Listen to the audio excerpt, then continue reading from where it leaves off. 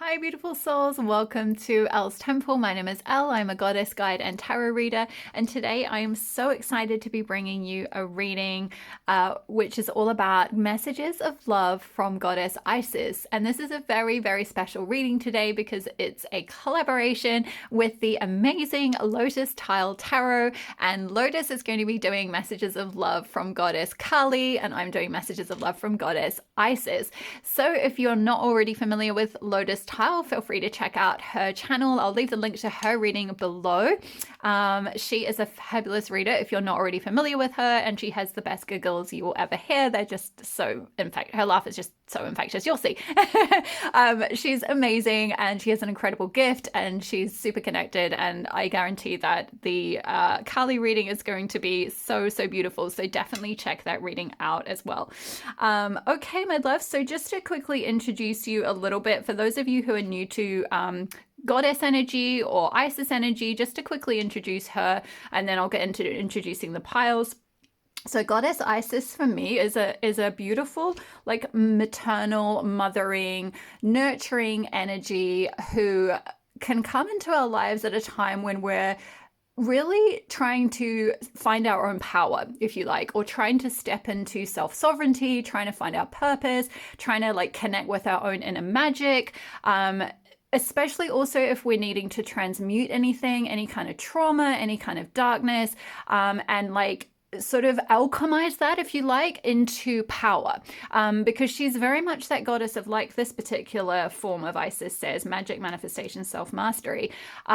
She's very much a goddess who helps us like alchemize and turn things, say, like lead into gold. So like, for example, turn aspects of our shadow or aspects of our trauma or pain or loss or grief into something that is like beautiful and allows us to shine our light and like is a source of power and strength for us. She's just like the most incredibly loving, supportive, guiding, nurturing energy that you could ever work with. Now, the way I like to look at deity energy is less about kind of the historical myths and things, because quite often with those, like, they can, when some of the stories get passed down, they can become a little bit distorted through certain lenses. I'm not going to go into all that right now, but I think you get what I mean.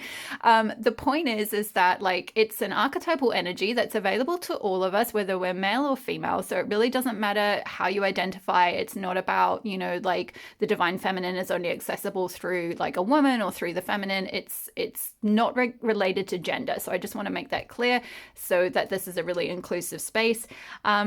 But it's all about like an energy that anyone at all can tap into. So if you're open to it, and if you're you know, someone who already is quite connected, you connect with angel energy or ascended master energy, or you're connected to your guides, or even if you're just, you know, someone who's quite new to tarot readings and you're just open to just receiving guidance from, you know, your higher self. You know, Isis can come through, or goddess energy can come through, you know, via your higher self, right? Like it doesn't have to be like, oh, she's this big scary kind of mythological creature in the sky, and like, oh, that's really intimidating. That can feel a bit intimidating to some people. I get it. So, you know, I would just encourage you, if you're new to this kind of thing, just to like, if you feel drawn to it, kind of just see what messages come through. You know, goddess energy or divine feminine energy is always super loving, right? It's always beneficent. It's always here for your highest good.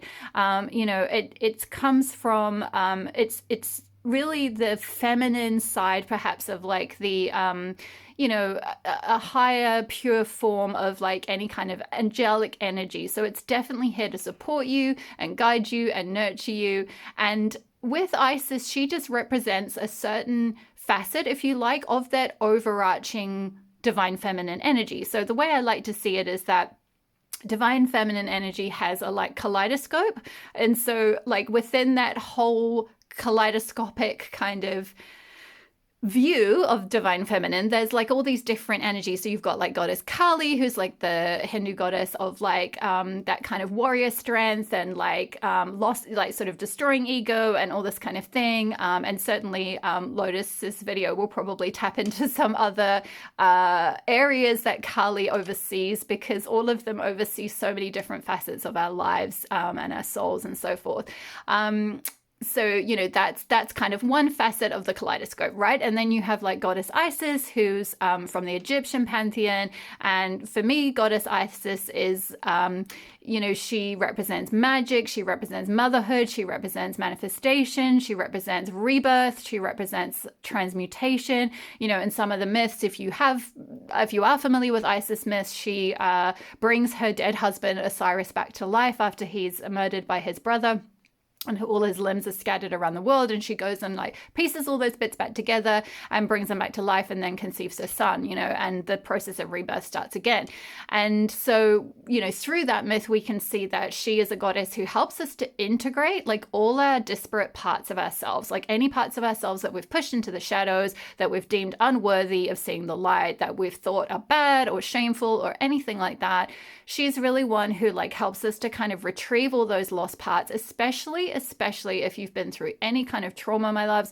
She is a wonderful goddess for like helping us to heal and reintegrate those traumatized or lost parts of ourselves. Because like I said, with Osiris, his when he was murdered by his brother, all his limbs were like scattered, they were lost, and she had to go and find them. So she's very much a goddess who helps us to like go and find parts of ourselves that we've pushed away or that have like disappeared, sort of almost like they've not totally disappeared, but it's almost like they've become inaccessible to us, like parts of our power that might have become inaccessible through trauma, right? So like, say for example, if you've gone through, well, this is okay, trigger warning here, so bear with me. Isis does a lot of deep work, so sometimes there might be triggers around specific traumas.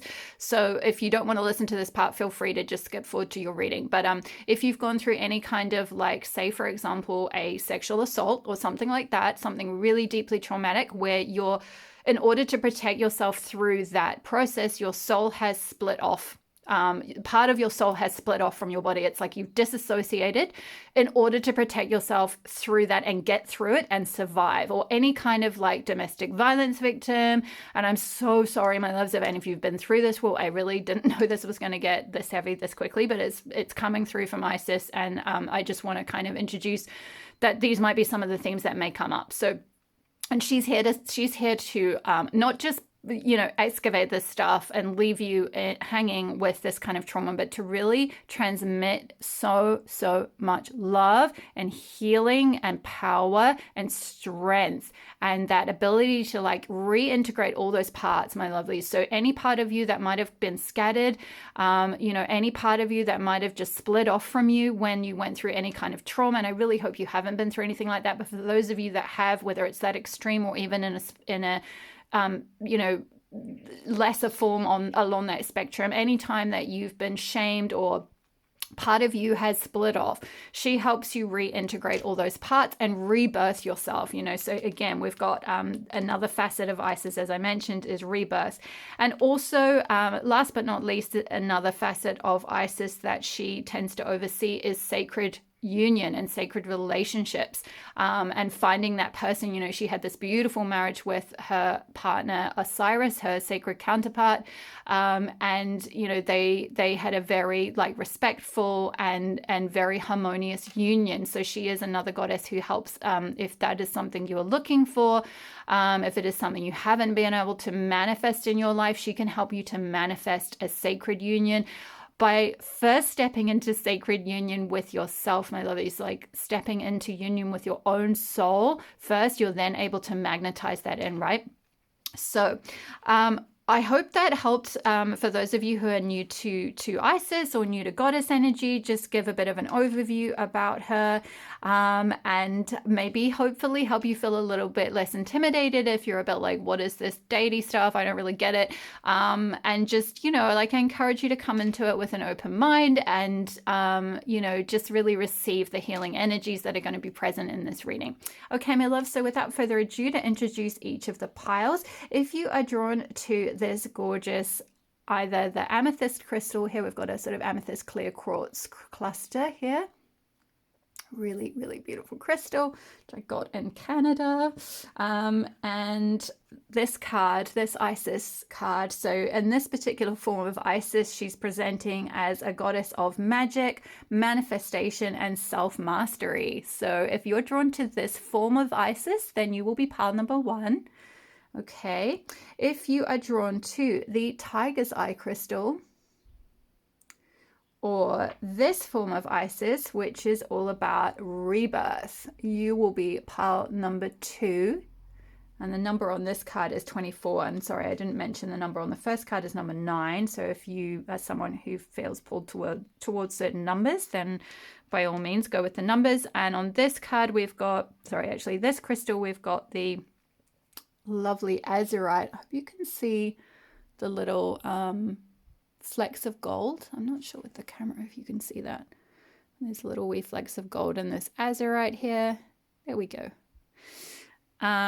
Or this form of Isis who looks after unions and sacred relationships. Sorry, this is in the French, but it's, I'm sure you can see it's close, very close to English anyway, and it's number 15 here. So okay, my love, so take a moment to tune into each of the piles. I've already pre-pulled both your Oracle and Tarot cards, but I haven't looked at them. They're just ready here so that we can kick off straight away with the channeled messages that come through. So take a moment to ground your energy, tune into your intuition, see which pile draws you in. And certainly if you feel drawn to all 3, by all means, feel free to listen to all 3, because it may be that the goddess is coming through with regard to different areas of your life. So you can certainly draw on the healing energy that might come through from all 3 piles if that is something you would like. Now, before I kick off with each of your readings, I'm going to do a special reading from the Crystal Mandala Oracle book by Alana Fairchild for the Goddess Isis and Isis Crystal card, She Shall Always Prevail. So the reason I'm doing it now is so that I don't have to repeat it for each of the 3 readings at the end. I would normally do a crystal card at the end of the reading. So if you want to go forward to your pile and then come back and listen to the healing invocation at the end, and I will actually read it out loud this time fully rather than just leaving it for you to take a photo of it so that you can fully absorb it. Okay, so because it's a special collaboration reading, I thought I would just read the whole thing out, but I would do it as a separate part of the reading. So for those of you that aren't interested, you can just watch your reading and that's fine.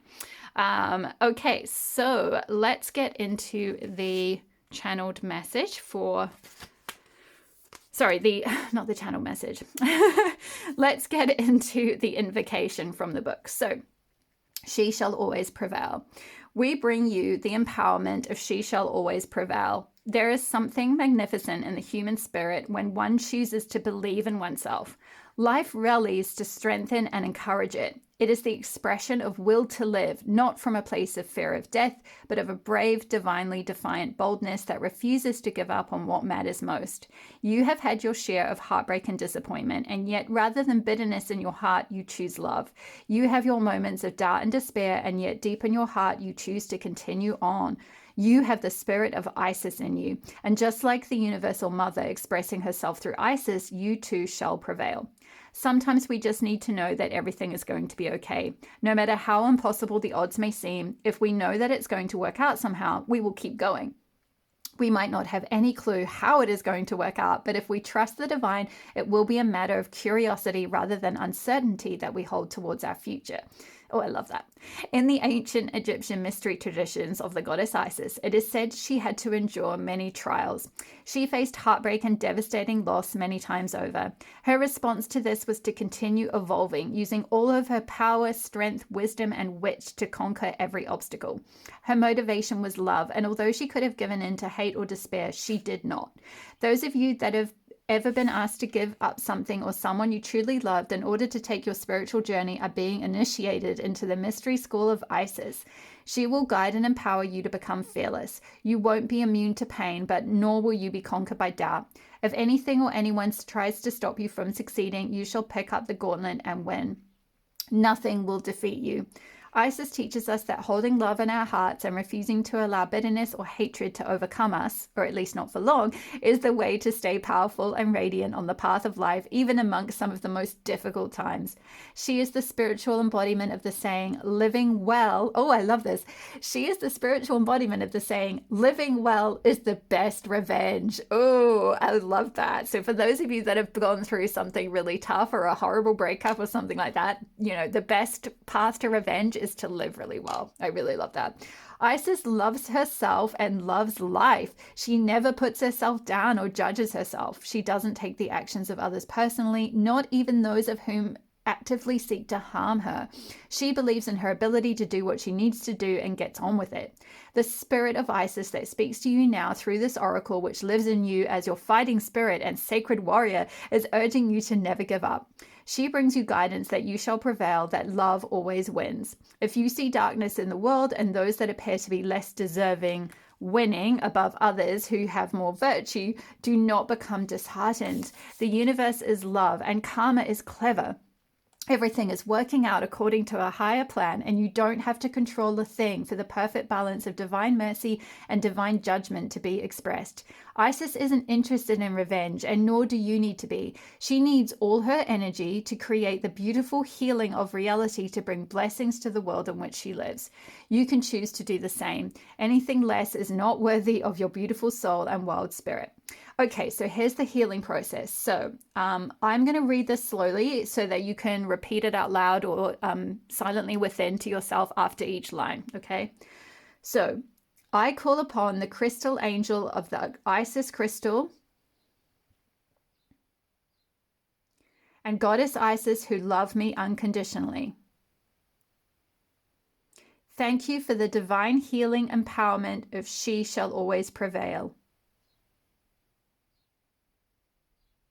May my sacred warrior spirit be eternally empowered by love. May I fight for love through peace, dignity, and committed action towards what matters most to me.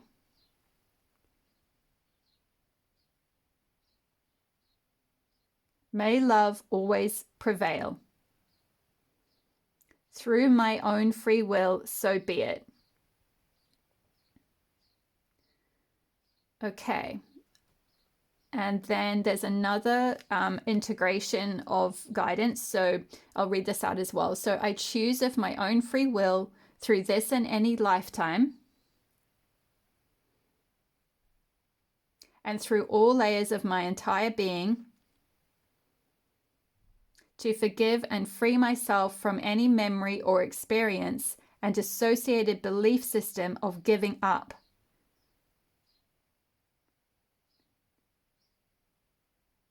I choose now to honor the reality of my inner strength,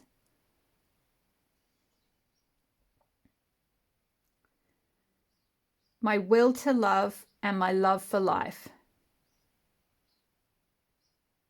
May I be carried upon the powerful wings of Isis who loves me unconditionally.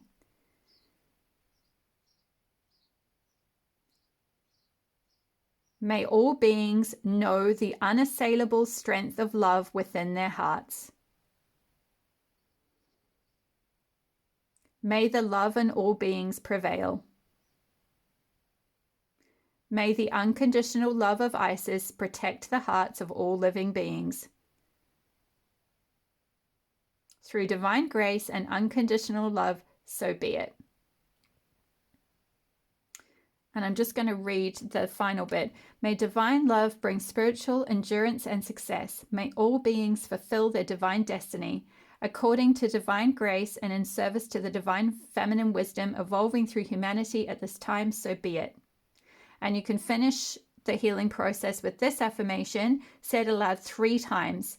The spirit of Isis rises within me, and through my empowered warrior heart I prevail. The spirit of Isis rises within me, and through my empowered warrior heart I prevail. The spirit of Isis rises within me, and through my empowered warrior heart I prevail. Woo! Beautiful. That was so strong. I hope you felt that. Wow. Okay, my loves. That is the end of the healing invocation. So if you haven't already listened to your reading, the timestamps are below, and I will see you in each of your piles. Okay.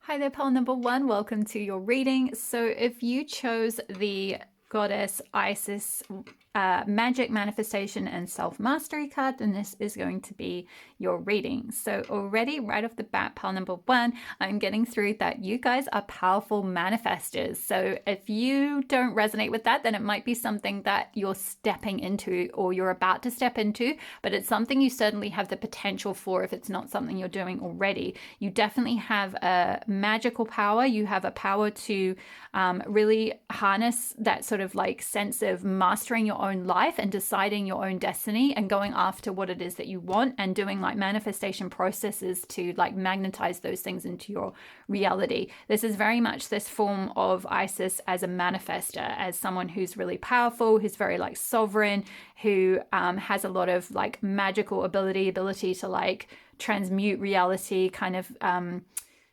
hearing like transfiguration, so almost like change yourself completely. Like I'm sort of seeing a radical glow up, or like just a complete change in, you know, everything about yourself. If that's something that you want, you're really going to sort of transcend any kind of circumstances that you might have come from. So I'm hearing like poverty or any kind of difficult background or an abusive background or anything like that. It's like you have the ability to again, like master your life, to master yourself, to like master your emotions, and yeah, step into like a powerful time where you can start manifesting things for yourself. And if that's not something you're already doing, then you can certainly call on Goddess Isis to help you find that magic within. And I just saw 11 on the clock, so yeah, that's you're in alignment then. So these are the tarot messages, which I'm going to come back to in a bit. We're going to start off with some of the oracle messages first. Okay, so to begin with, we've got insight, be open to enchantment. So that's exactly what I was saying about the magic.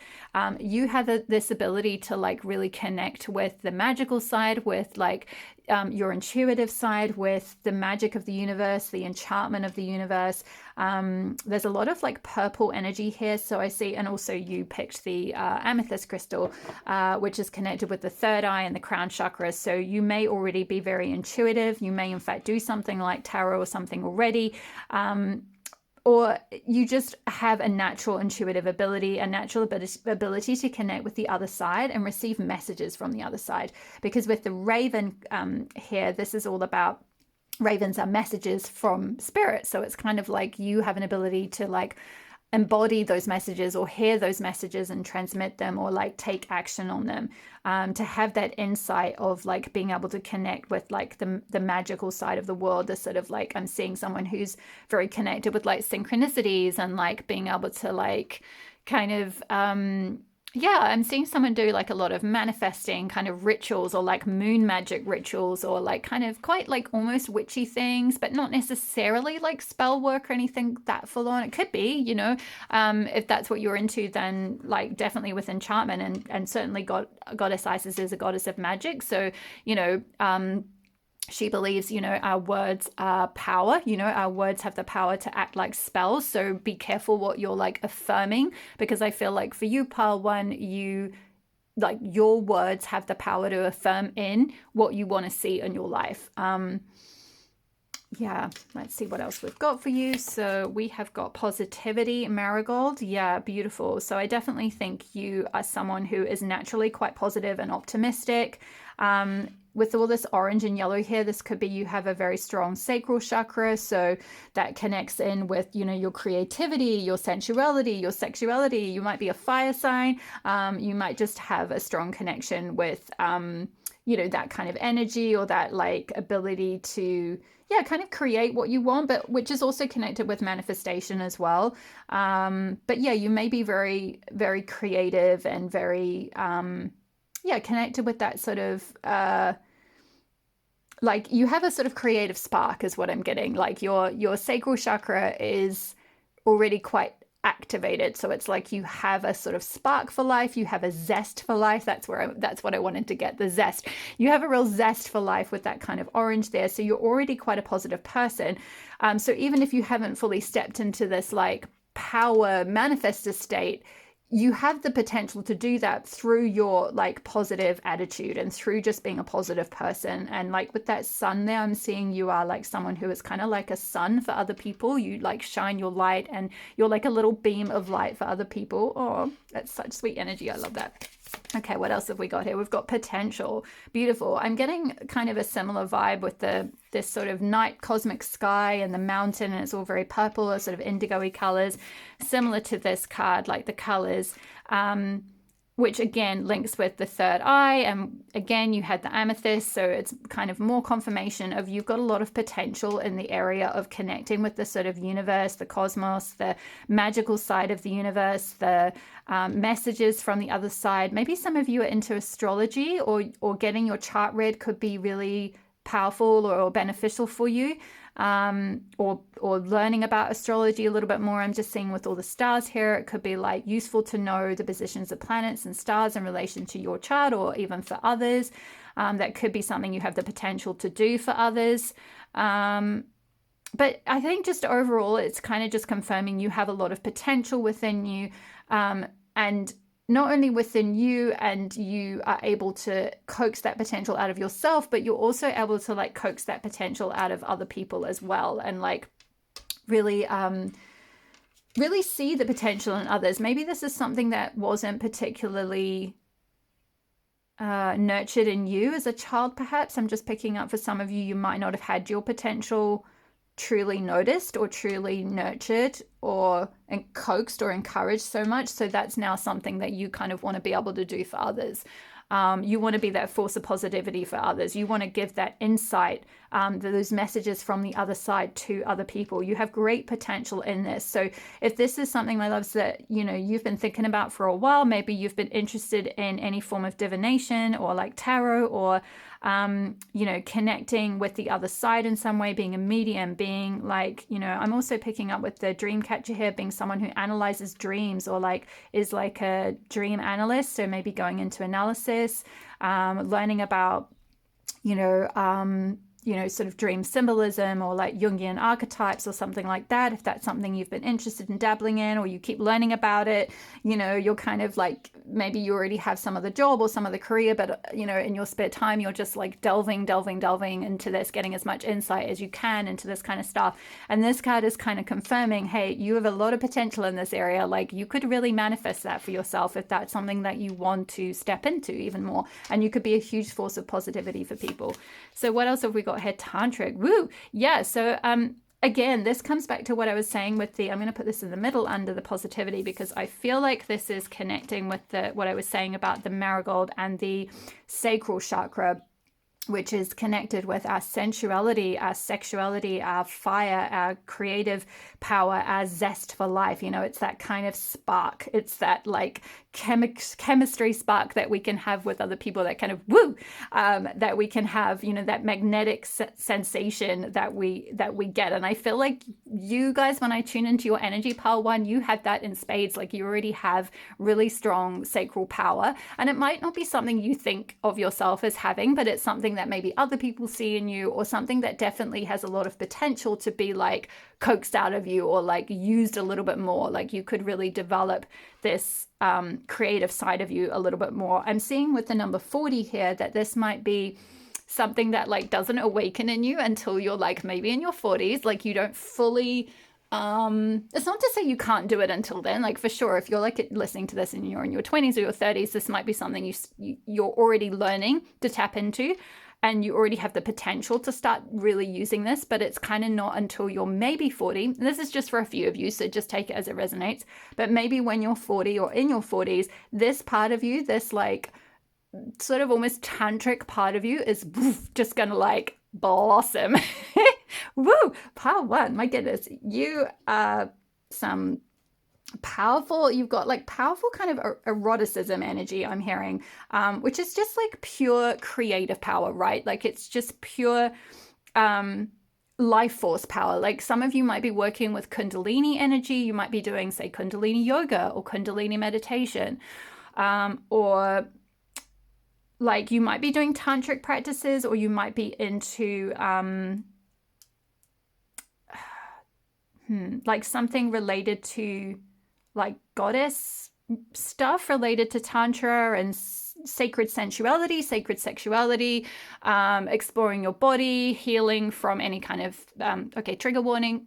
So fast forward this bit if you don't want to be, if you don't want to sort of listen to this right now. But hopefully, I feel like most of you are kind of in a space where you've actually healed a lot of this stuff. So maybe some of you have gone through some kind of sexual assault or abuse or something, and I'm so sorry if you have. But I do feel like for those of you who have, you are kind of in a state where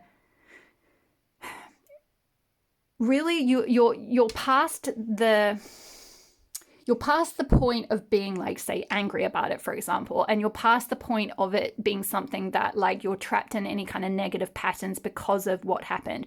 And you're at the point now where, like I mentioned, if you listen to the intro, don't worry if you didn't, like, no shade, because I'm just like the worst for skipping intros and getting straight into my reading. So don't worry if you didn't. But the point is that there were some messages from Isis in the introduction about her relating to how to transmute like any kind of trauma, like deep trauma, into a source of power. And I feel like for you, Pile 1, given you've got the facet of Isis that is around self-mastery and manifestation, that you are kind of beyond the point of like healing the trauma, and you're now at a point of being able to use it to manifest things in your life and to be able to be that source of support for other people. So, you know, and this is a general reading, so this is going to look different for all of you. But for example, some of you might be, you know, you might have gone through some kind of sexual trauma in the past or abuse or whatever. And again, I'm so sorry if you went through that. I have as well, and many women and also men have been through similar things. Not to say, like, not to minimize your experience, but you know, everyone's often on a spectrum, and like I think things like the Me Too movement and all of that, you know, Laura Bates' Everyday Sexism Project, I've mentioned her in one of my other readings, showcases how often this type of thing happens and it gets hidden, right? And again, with Isis, one of the things that I spoke about was how she helps bring back parts of ourselves that have been hidden, or reunite, reintegrate parts of ourselves that have split off. And I feel like with this tantric card here, yeah, I'm seeing with this flow of water, it's like you're going to help not only be able to, like, because I feel like you've gone through an emotional purge, like you've gone through, like, going through the flow of all those emotions that have been triggered as a result of anything like that. But you're going to help other people go through the flow of all of that. You're going to help other people heal their, like, sacral chakra, for example, like heal their relationship with sexuality and sensuality. You're very, like, tapped into that part of yourself, and you're able to see it in others. Again, like with that potential card, it's like you see other people's potential. You see their, like, potential, their creative potential. And you see where they might have any blocks to that creative potential.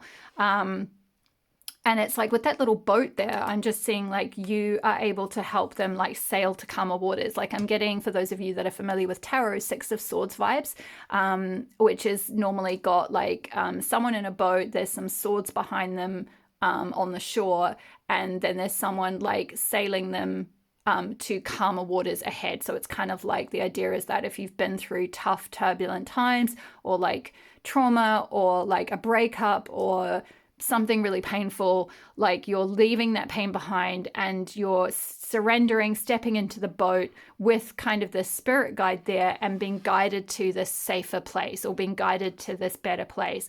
So I'm getting some of you might be people who, you know, like you're going to set up like a safe space for people who have gone through some kind of trauma. So, you know, for example, if it is sexual trauma, it could be that you set up like a, you know, a healing circle, or something like some kind of safe space, like a safe house, some kind of maybe a retreat center, working with people. I'm getting particularly women, but it doesn't have to be. Like I said, you know, this kind of thing happens to men and you know, people who identify as however you identify. It can it can happen, you know. So it's definitely not exclusive to women, but I'm just seeing, because there's a female figure on this particular card, that for many of you that might be more sort of an area that you feel called to kind of step in and be a sort of a guide, like a tantric guide in a way. And again, it doesn't have to be tantric specifically. Like, I think sometimes the association with tantric is kind of like wild sexual times, and that can kind of be one side of it, and often the media can kind of just portray that singular aspect of tantra. But tantra really is like an expression of the divine feminine that is embodied. It's just about like embodying, and we've got this like body, this figure around the outside, and then all this beautiful like these plants kind of thing, like wrapped around, so which I'm seeing as like symbolic of nature. So it's like returning to like your wild natural self, returning to your body, like especially if you have been through any kind of trauma, like physical trauma, physical abuse, like I said, sexual trauma, where you've split off from your body. There's the need to like re-embody yourself and re-ground back into yourself, and that can be through things like yoga practices, you know. So this tantric thing could be saying you're going to be some kind of yoga teacher or something, and you're going to work with like helping people re-embody themselves and like heal their energy. I'm also getting someone who's doing somatic work, body somatic work, or like, yeah, where you work with people, especially again, people who have maybe been through trauma or something, to help them release the trauma, physically release the trauma out of their body. So it's very much to do with like, and again, this won't resonate for all of you. For some of you, you're perhaps more on that like third eye crown chakra side of things, where you're getting messages. For others of you, it's this kind of sacral chakra side of things, and it's like healing the body, doing embodied experiences to help like ground yourself, receive like nurturance from the earth, and heal any kind of like trauma, and re-embody yourself, and like be an expression of the divine feminine through your body. Yeah, and right along that whole spectrum. So really beautiful energy. What other cards have we got here? So trust the seasons, embracing change, cycles of life, transition, and growth. Yeah, I'm getting with the cycles of life and the tantric card. It's kind of like that whole it's like someone who's maybe working with like the womb and kind of womb cycles, and like connecting your like feminine cycles with the cycles of nature, things like that. So maybe doing some kind of work around healing, say, you know, blocks or issues around the sacral chakra, like endometriosis, for example, or PCOS, or you know, that type of thing, or fertility issues could be another one. But more generally speaking, trusting the seasons is just about like really being able to connect with nature. And we've got a lot of nature on these cards here. We've got a forest there, a mountain there, flower here. We've got the mountain and water here. So whatever form nature, you know, whichever aspect of nature draws you in, it's really like trusting that's going to help you go through any transitions, and be able to step into your power. You can see with this card here, there's the Maiden Mother Crone energy. So it's the triple goddess here. And we've got this really powerful energy, the way she's kind of sitting. I hope you can see that okay with the light. She's like kind of just like sitting really straight. Again, I'm kind of getting like yoga teacher vibes. So, you know, if you're a yoga teacher, drop me a comment below if this is resonating, or if you do something like that. Maybe you just do yoga or some kind of embodiment work, or something around like, yeah, kind of feminine healing, tapping into like goddess energy in the body, or like moving the body in some way, something like that. Also like doing things around, yeah, like embracing change. So maybe some of you do work with people, or you're being asked to step into working with people where they're going through transitions or changes or like transformation, and you're there to kind of support them through any kind of changes, because that's something that you've been through yourself, and you've always been able to like kind of come out the other side and like retain positivity. Yeah, and again with growth, I'm getting with that potential. I mentioned that many of you, like, you have this ability to like pull out of you your own potential and pull out of others their potential. So you're able to help people grow. You're able to help people get through difficult times and really grow and like see their like true authentic nature and go through any kind of seasons in their life. So like, you know, the kind of death and rebirth seasons, you know, the seasons of nature that we all embody within us internally, because we're all a part of nature, right? I'm just seeing if I'm getting anything more through about this card. I think we'll move on to the next cards. Okay, and then we have, let me finish with that one. So we've got Star Foundations. Yeah, so I think again this is confirming with the potential card. We've got like a mountain and foundation. So it's like you're able to like help provide a foundation for people to be able to grow, to be able to see their own potential and tap into that. It's like you're this source of strength for others. It's like you're this staff. You're able to like, boom, put this like kind of like staff in the ground and be like, here I am. Like, you're just such a strong presence, pile one.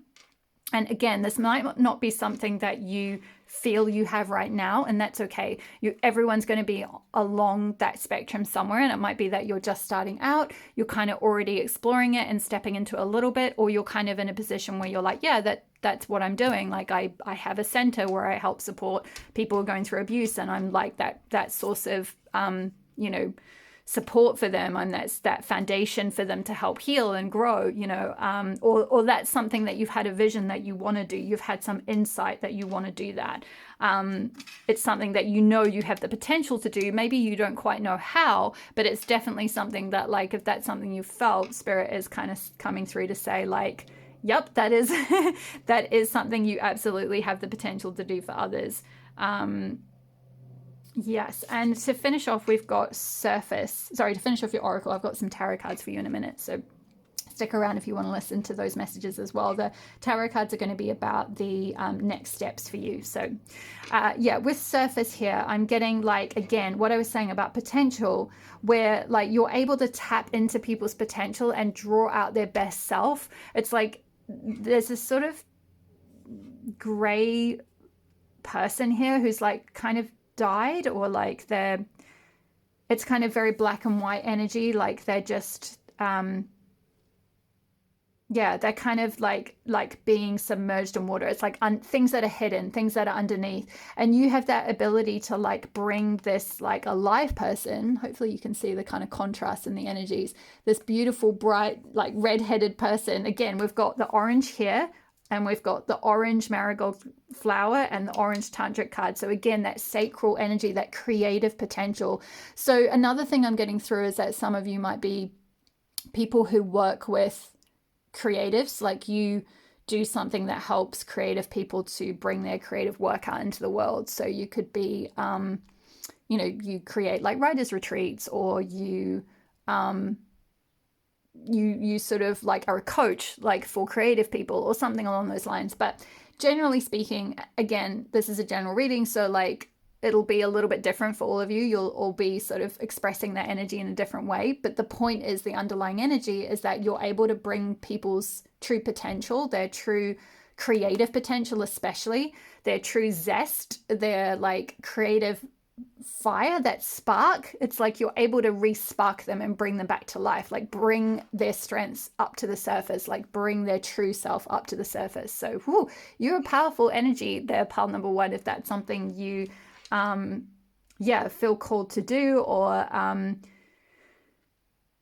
yeah, feel like you want to do it, but maybe you don't know how. I think with this magic, manifestation, and self-mastery, it's like, you know, once you've able to like master that energy within yourself and like bring your own true self to the surface and like shine your light and like tap into your own creative potential, other people are going to kind of magnetize towards you, and you're going to be able to help be that source of like foundation for others to help them grow and tap into their creative potential. So Wow, okay, amazing energy. Let's move on to the tarot and see what messages we've got through in terms of guidance as to next steps. So, yeah. Whoopsie, we've got 2 of Cups, ametrine. Interesting, we've got ametrine and you've got amethyst and clear quartz crystal. So more amethyst and the sort of color purple, which is, like I said, is third eye chakra, which is all about your intuition and everything.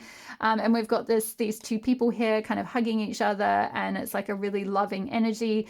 So I feel like next steps for you is that you're going to be able to step into this energy of like really starting to love your like partnership with spirit is what I'm getting, kind of thing. Like your partnership with your insight, your partnership with your intuition, your partnership with your like your third eye or your like your magical powers. It's like I kind of see as like this is you and this is like your higher self or your spirit guides or whatever, however, or your goddess or like however you want to connect, you know, that's them kind of just hugging you, like supporting you, being right there with you, like I got you through this. And there's like these 2 cups that are full of like purple liquid, like it's like you're so connected with that part of yourself, like all that intuitive energy is just coming through.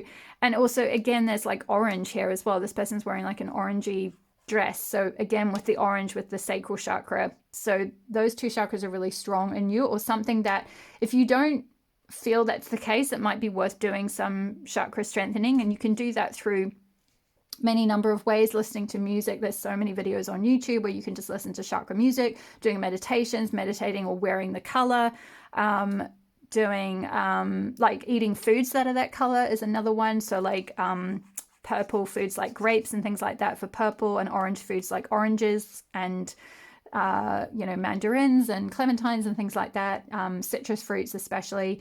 Also connecting with fire, the fire element for the sacral chakra can be really useful, but also the sacral chakra can be connected with the water element, the element of water, and we've got water here with that tantric as well. So you know, having baths, connecting with water can be really useful too. So if that's something where you feel like, oh, I do want to step into this, or I do feel like I have this potential, but like I don't quite know how, then maybe doing something to kind of strengthen those chakra areas could be really useful for you. So 2 of Cups. We have then got 7 of Coins. Yes. So you're on that path. I feel like definitely I was getting through for many of you. You've already like planted those seeds. So 7 of Pentacles is normally about like you see someone in a garden and they've planted seeds and it's grown to a bush, but it hasn't quite fully grown to a full tree yet. And they're kind of standing beside the bush, the little bush, kind of looking at it like, ugh, are you gonna grow? Like, is this coming? Are you happening already? And so there might be like a slight impatient energy where like some of you are already trying to manifest some things and you're like, geez, where is my manifestation? Or like, where is my change? Or where is this like the transition? Yeah, because we had transition with Trust the Seasons. And again, this is like 7 of Pentacles is backing this up. Trust the seasons, trust the growth, trust the process. Like you've planted the seeds, you need to trust that like it is coming, it is growing, it is happening. The seeds are already in the ground. There's nothing for you to do really other than take inspired action when you feel called to. And like there's a time and a season for like everything, right? Like, you know, winter is a time to kind of like release and let go and, you know, purge and just retreat from the world, like retreat from the light and kind of like go within and like find anything areas within us that we need to like heal. And it's because it's a time of darkness. So it's a time to kind of like mine those depths of ourselves. And then we have spring, which is a time of like planting seeds and like watering them. And like, you know, you're using that natural energy of the seasons to like grow things and you're feeling, you know, you feel the sap rising in spring, right? And so you feel the energy start to come back to life. And it's like a time where you can start new projects and take, you know, initiate things and stuff. And then summer is a time where you can like enjoy and like, you know, really shine your light and get out there and socialize and kind of like explore things and like really kind of put yourself out there in a stronger way. And then autumn is a time where you harvest and then also like release and like kind of let things go, and anything that needs to die, you know, it's that cycle of like letting things go and and, you know, like if you think about it in terms of plants, it's kind of like, you know, where things start to compost. So it's like a really rich time where you can sort of look at everything you've been through throughout the year and kind of alchemize everything. And I mentioned Goddess Isis is a goddess of alchemy. Whew, sorry, a lot of energy coming through. So sorry if I'm speaking really fast, but I'm just getting so much through right now. But like you can alchemize a lot of what's gone through kind of in autumn. So I feel like this Seven of Coins is kind of backing up that trust the seasons, like trust that you're on the path, you've planted the seeds, like it's going to come, like it's going to be a bit of a windy road, like you've got, you know, kind of things to, like you'll be guided when to kind of move. But like just trust that the path is like unfolding for you. It's like that kind of like yellow brick road energy I'm getting from this card from the Wizard of Oz, like follow the yellow brick road, follow the yellow brick road, follow the yellow brick road. Sorry for my singing. I can't believe I just channeled that. Anyway, the point is that like there's like a golden road that's going to unfold, and there is all these coins on here as well, which I feel like is kind of saying the money is going to come to you. Like as you step onto this golden path, this like path of like manifesting and, you know, doing like living your purpose and following your intuition, it's like the gold, if you like, or the abundance is going to come in. Like the support that you need for the projects that you need to do is going to come to you. So trust that it is going to come. You've already planted the seeds. I feel like pile one, you've already planted them. So, you know, it's just flowing with the action, flowing with the inspiration as you're guided. Then we have the, oh, beautiful, the Empress. Yeah. So feminine energy, divine feminine energy, goddess energy, stepping into like a beautiful time of like growth and abundance and like fertility.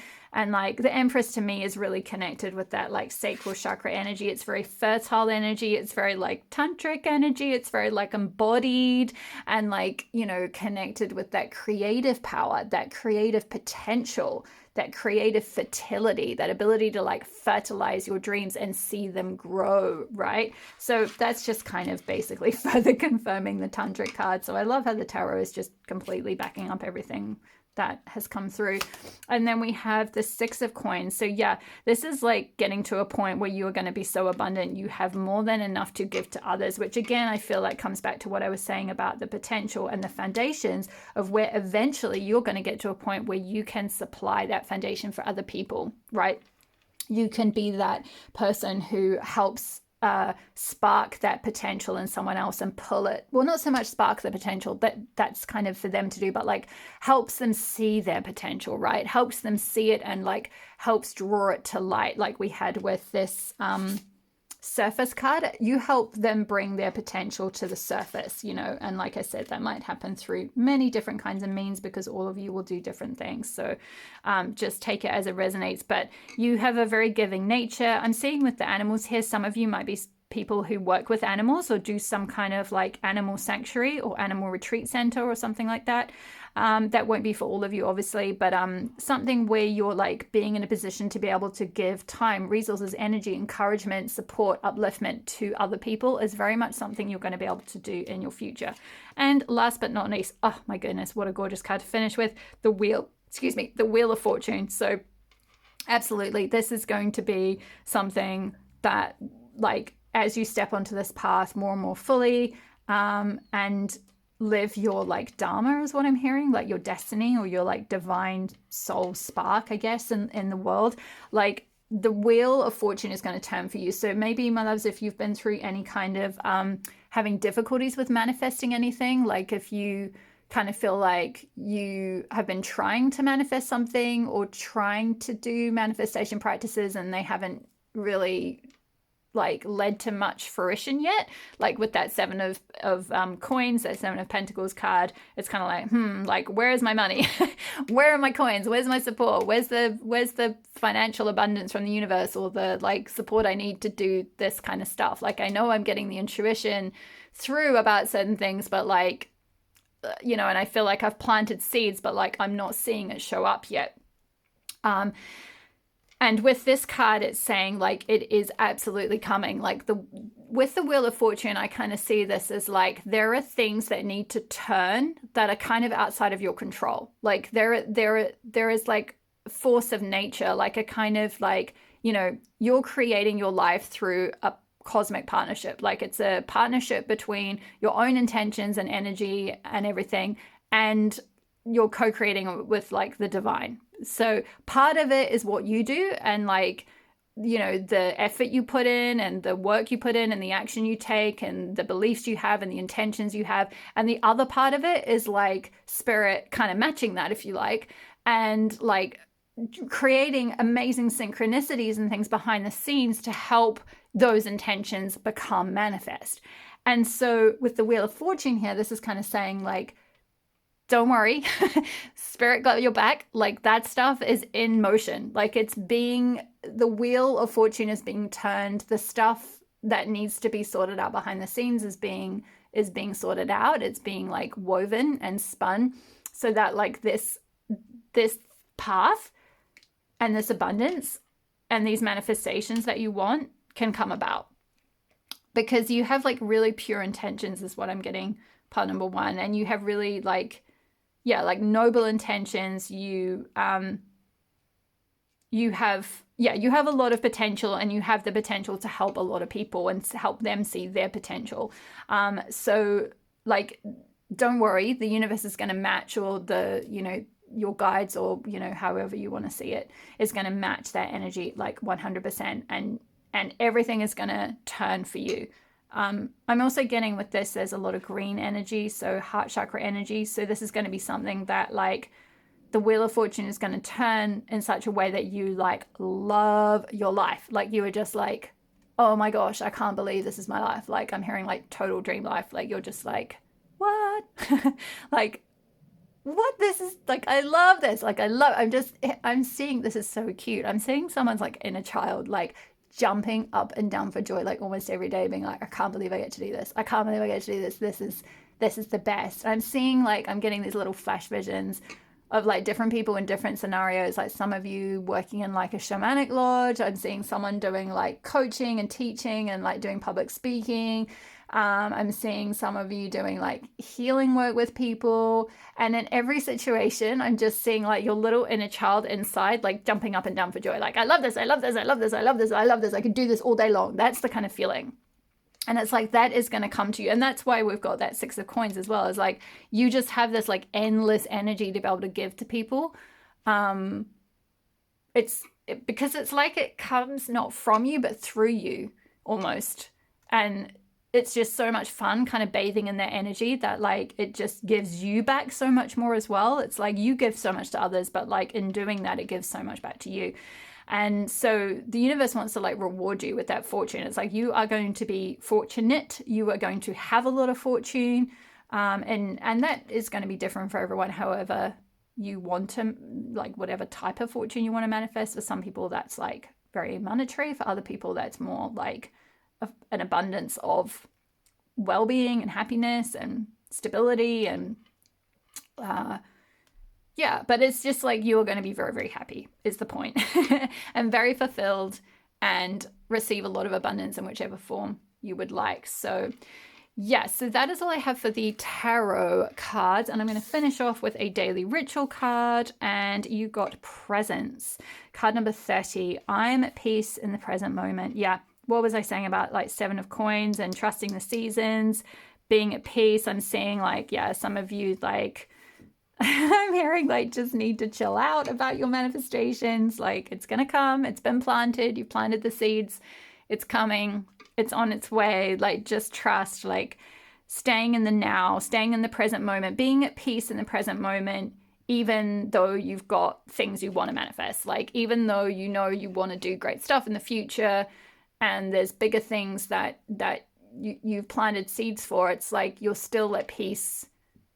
You're still grounded. You're still at peace in the present moment and able to enjoy the present moment, even if you're like doing a job that you hate, or you're not doing the thing you really want to do, or you're kind of, you know, maybe stuck in a financial situation you don't really like so much, or whatever your circumstances are, or you're still going through like cycles of healing or whatever. Like just you know, being not like resisting your current state, like just allowing, being at peace. It's not necessarily saying succumb to that, or like you, by being at peace in the present moment, that means you're going to constantly keep manifesting stuff you don't want. There's like a difference. Like you can be at peace in the present moment, you can be chill kind of thing now, and just trust that your manifestations are coming and on their way. That's that 7 of coins. It's like it's on its way. I'm following my yellow brick road. I'm following it. Like I'm on the path, and as I walk, like gold things, pretty things, like amazing things are going to come to me. But choosing to really embrace the present moment is really important to allow those manifestations to unfold. Okay, my lovelies, whew, that was a big message. Congratulations if you sat through all of that. I am impressed at your listening powers. So thank you for being here. Thank you so much for watching. Thank you for your likes and your subscribes. Don't forget to hit the notification bell if you are subscribed so that you are notified when I next upload a reading. Feel free to leave a comment. I always love to hear from you, and I will reply to everyone. I love hearing from you and seeing how these readings resonate. It helps let me know as well, if you hit the like button too, which readings are resonating and which ones you want to hear more of. So I'd really love to hear if you like this kind of goddess style of reading. Otherwise, my lovelies, all the best with your journey. Thank you so much for being here, and I will see you in the next reading. All my love. Bye. Hi there, pile number 2. Welcome to your reading. If you chose the Tiger's Eye or the Isis Rebirth card, then this will be your reading. Okay, so I'm going to move these ones because there's the tarot cards, which I'm going to finish off with. And we're going to start with your oracle cards. Okay, so starting with card number 1, we have Inspiration, Begin Now. So I'm just going to pull all your oracle cards actually, and then we'll get into a message with all of them together. We have card number 44, Victory. Beautiful. We've got Community. Let's see, we have got Seductive. Ooh. Actually, let me just move these up a little bit so you can read that. We have the Great Mother, Surrender to the Mystery, Fall into Her Arms. And we have got Earth, Nurture. Oops. And Perspective to finish off with. Put over here. Okay, so pile number 2. Let's move the roses back a wee bit. Let's see, what am I getting through for you? Pile number 2. I'm going to start with this card, the Great Mother. Surrender to the mystery and fall into her arms. Yeah, I'm getting both with this card and this card, with the Earth card, and like this beautiful, I love this card, it's so evocative. This beautiful woman who's under the ground, and she's being like held by this like the cord kind of thing, and it's almost like I'm getting that, like you're being held by the mother right now, you're being held under the ground. So pile 2, for those of you that feel like you are going through a rebirth because you've been drawn to this specific facet of Isis rebirth, you might have gone through a bit of a death process recently, which is why it's like you've been like planted, like you've some part of you has sort of had to fall away, some part of you has kind of died, but you're being held now. Like there's a real energy of being like held with that Great Mother, and then this like almost like this beautiful cord from Mother Earth is just like holding you under the earth, because it's like you're going to be rebirthed again. It's like and with all this rain that's falling down, it's like you're being fertilized, you're being like watered. Oh, that's really beautiful. You're being like watered so that you can regrow again. But like there's a period of like nurture that you need to go through first. Like you need to kind of be underground at the moment. So for some of you, you might have been going through a period of like solitude, or feeling like a little bit vulnerable, I'm hearing, or like wanting to isolate a lot, or maybe some of you have been struggling since like post lockdowns to like reintegrate into society, back into like loads of like social things. Because with community, I'm kind of seeing like there's maybe a need to kind of protect your energy, so that like when you rebirth yourself, you're going to attract your true tribe, your true community. Because maybe there was something with the past part of you, where like you've had to, I mentioned something needing to fall away, and some part of you needing to kind of like die or be released. It's like false people, people who maybe like didn't have your best interests at heart. With seductive, I see like maybe you're very beautiful, I feel like, Pal, too, and like maybe you have ended up attracting certain people. This could be in terms of romantic partnerships, but also just kind of generally people who are like maybe like seduced, like it's like they're like seduced by your beauty, like they're kind of yeah, it's like with their eyes closed, it's like they're not really seeing you for who you truly are. And I think that's because maybe you haven't been seeing you for who you truly are. It's like maybe you've got this beautiful facade on the outside, and this you come in this like beautiful package, part two, but like that's not all of who you are. It's like you're so much deeper than that. It's like you're a soul having a human experience. You're not just this body, right? Or this like beautiful face or something. And so there's something around like a letting go process, like a surrendering, like letting go of past people, whether that was a toxic relationship or toxic people in your life, or friendships, or people who were like maybe surface level, or just didn't really get you, or they weren't connected with your authentic self. And there's a lot of blue on this card, which is connected with the throat chakra. And the throat chakra is all about truth and authenticity, and expressing your authentic self and expressing your authentic truth. There's something around like people being kind of blind to that, or like maybe even you were blind to it yourself. And so there's this rebirth process where you're being like pulled back, you're being pulled underground. And maybe you went through this during like naturally anyway, as many people did during the lockdown process, where right you couldn't socialize so much and all that kind of stuff. But maybe for some of you this has continued on after that, and you're still kind of in this period of being like held underground, or maybe you even feel held underground, like held back from things, or like not kind of going out as much, or like maybe you're being in a bit of a hermity mode or something like that. Like you're just not connecting with people in the same way. You're not resonating with the tribe of people you were with before in quite the same way.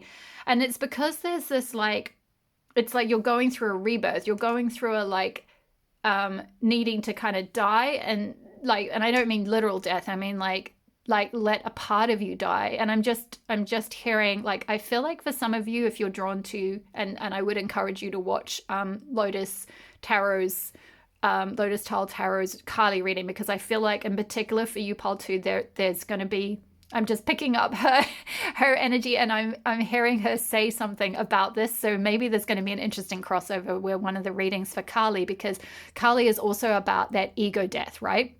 And so I feel like for some of you, you're going through like an ego death, like a dark night of the soul, like a death to like an old self, a death to an old way of being. And this can look different for all of you. For some of you, this could be on a very small scale. This could be just like a death and rebirth in regard to like certain like a self-perception. And actually interesting, I've said perception or perspective, and we've got perspective here. So like a perspective on yourself, like how you see your own worth, like I mentioned about seductive. Maybe even for yourself, you've seen yourself as just like surface level, and just like you are who you are as a body, or as a woman if you identify as being a woman, or as a man, or however you identify. You identify with that sort of surface appearance influence, if you like, or with like your ability to attract people, or like with, you know, who you're in a relationship with, or something that's like kind of not really about the truth of who you really are at your core or at your soul. And so there's this like ego death process, this like death and rebirth, where like you're letting go of perhaps that more surface level side of things, and like being pulled back from things that aren't serving you and things that aren't authentic to you, so that you can like be nurtured by like, well, being nurtured by the earth. And by the earth I mean as in like nature, like wild nature, and nature just is, right? Like nature is its true natural self. And spending time in nature and being in nature can be very restorative to connect us to our true natural selves. And it's like you're being held underground, where you're able to like draw on that like nature energy, so you can like return to your true nature and then like rebirth, regrow, resprout up out of the ground again. And it's like, I do see you kind of, you are starting to come back to life. So if you do feel like, oh my gosh, I've been in the longest dark night of the soul, like I have been stuck for so long, I have been withdrawn or isolated or hermiting for so long, I've been like, you know, I don't resonate with any of my friendship group or whatever it might be. It's like, if you feel like you've been just like pulled away from everything for such a long time, then it's like a kind of a reawakening, like you're kind of coming back to life. And I'm just seeing here with this inspiration card, this is like post-winter, right? Where you've got this, I think it's Goddess Bridget is represented here, and begin now. And she's holding the sun as it's rising up again. So it's like that you're going to come back to life. You're going to receive that inspiration for how to start anew, for how to tap into your true self and be who you truly are.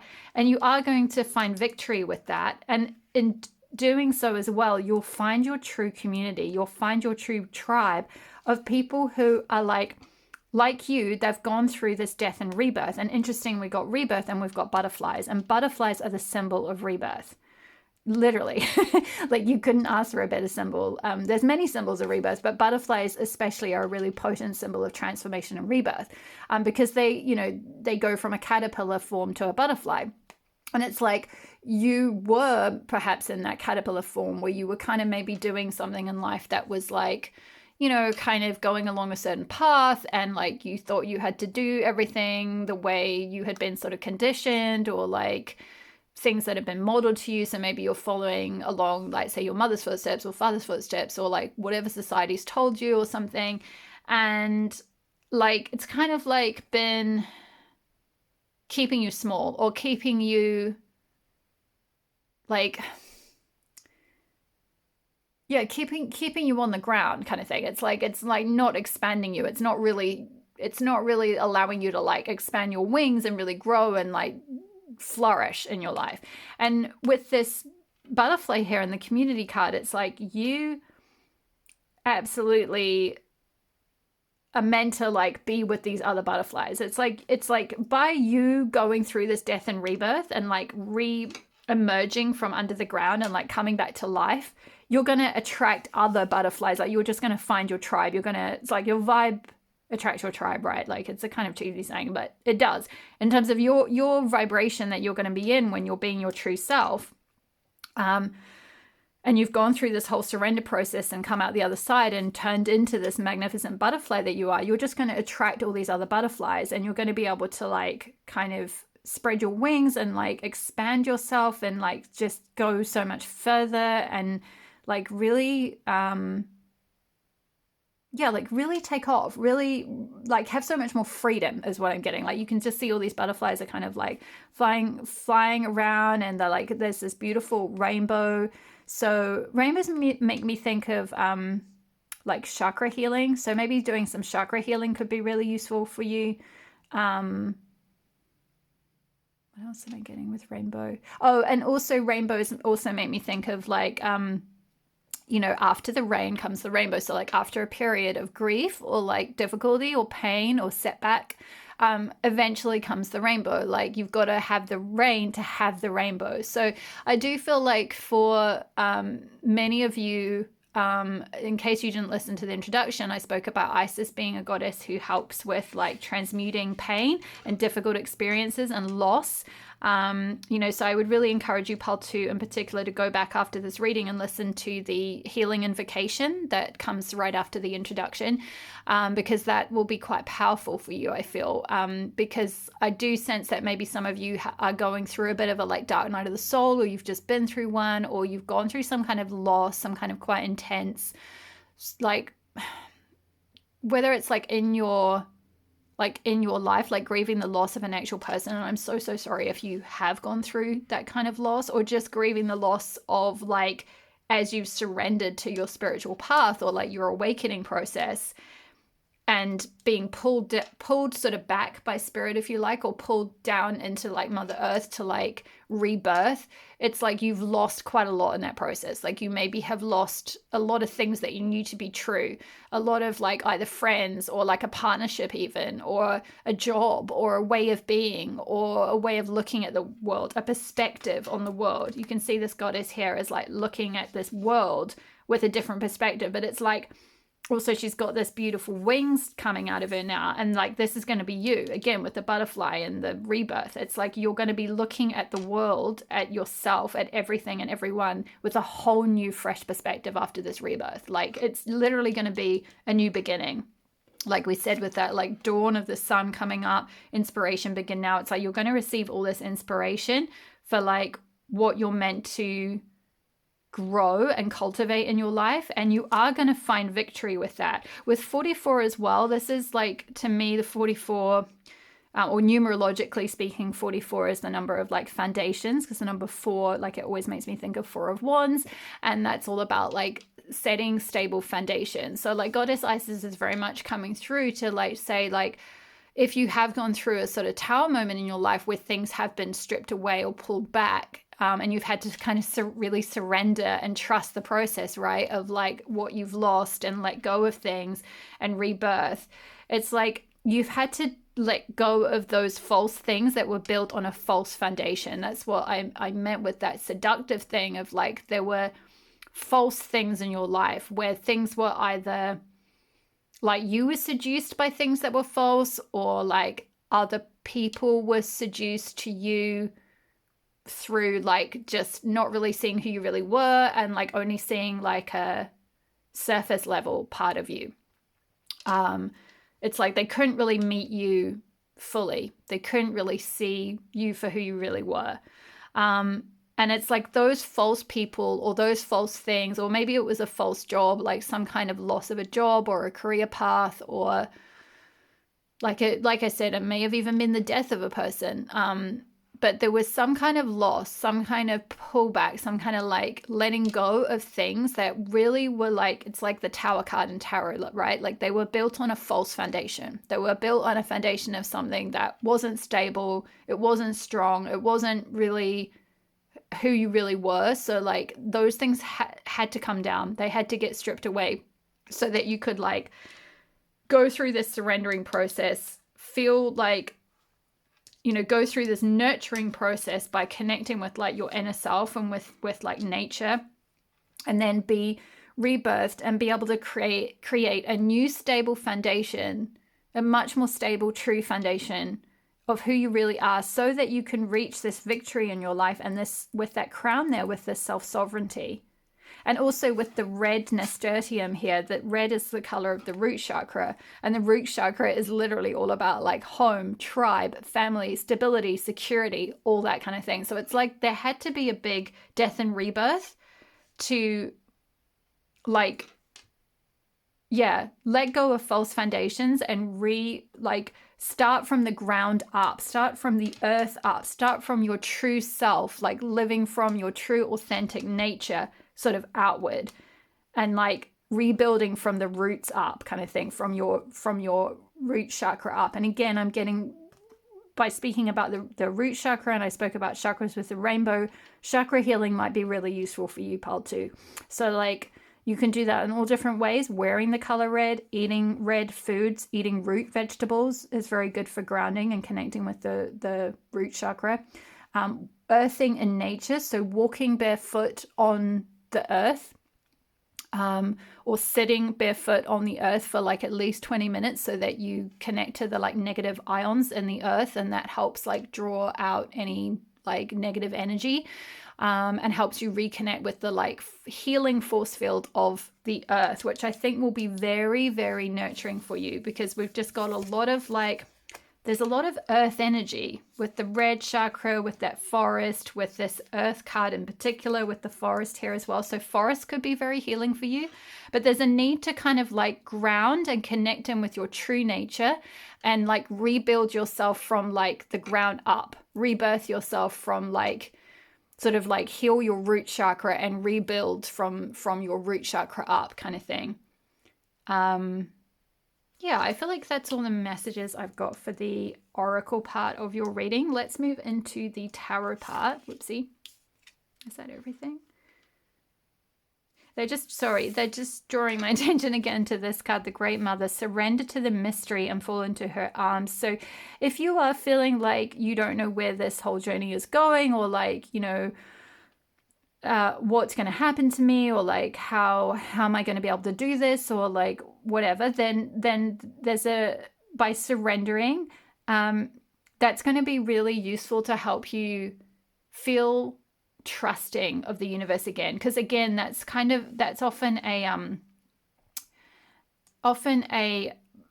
sign of trauma, or a block to the root chakra, is that you don't feel trusting in the universe. Like you don't trust the earth to like hold you. Like you don't feel a sense of self-trust, or a sense of like belonging, or like a sense of place on the earth. Like I deserve to be here. I deserve to take up space. I deserve to be nurtured and receive energy from the earth, and like be on the earth and like receive all good things. You know, it's like it's almost like you might have gone through a sort of a death part of the death and rebirth process, but like until you really can surrender, right? Like really relax into like the goddess, and or into like the universe, or into the earth, or into that energy, that universal life force energy that has got your back and is holding you and is like supporting you through this, and really trust it. It's not like it's going to stop the process or anything. It's just going to slow down the process of you like being able to like evolve and grow and like come back to life again, and like find your butterfly wings and find your tribe. You know, the more let me try that again. Sorry, part two. The easier you can flow with life and like surrender and trust the process, the easier this like shift into like being able to be supported by a community and feel like really have like self-sovereignty of your life, create that stable foundation for yourself, the easier that's going to be able to come in for you. So there's just a definite need to like surrender to this whole death and rebirth process that you're going through. It's like there's a big like need to let go and just surrender to like the mystery. It's kind of like I know this is one of those slightly cryptic tarot readings. It's like but what's gonna happen? And I can kind of feel that energy coming from you, pile two. Like you want to know. There's a kind of a control aspect there where you like want to know what's gonna happen. Like you want guarantees, or like you want some kind of confirmation. And like I get that. I totally get that. But like that is kind of part of this spiritual awakening, if you like, is like being able to eventually get to a point where like it's almost like you open your crown chakra here and you just have that intuitive knowing, like you've got that connection with your higher self, and you can intuitively receive like downloads and enlightenment and intuitive guidance as to like where to go next. But it's like at the moment I feel like you're kind of in this process of like awakening, and like, you know, awakening isn't kind of a one-time thing. For some people, like Eckhart Tolle, it can be, but for most of us it's like sometimes over decades, right? Or you go through multiple awakenings, or you go through different types of awakenings. And so for all of you, it'll be a little bit different. For some of you, you might be completely new to the spiritual path.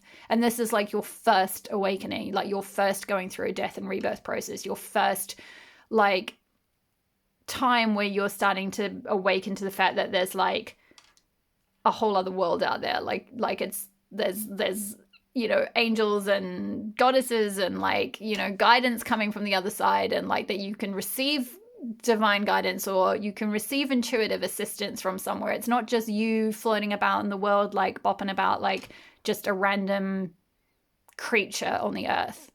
So for some of you, it might be literally this is an awakening and a rebirth, going from like being sort of agnostic or something, or not believing in anything, to like being like, oh my gosh, like actually I'm a soul having an experience in a human body.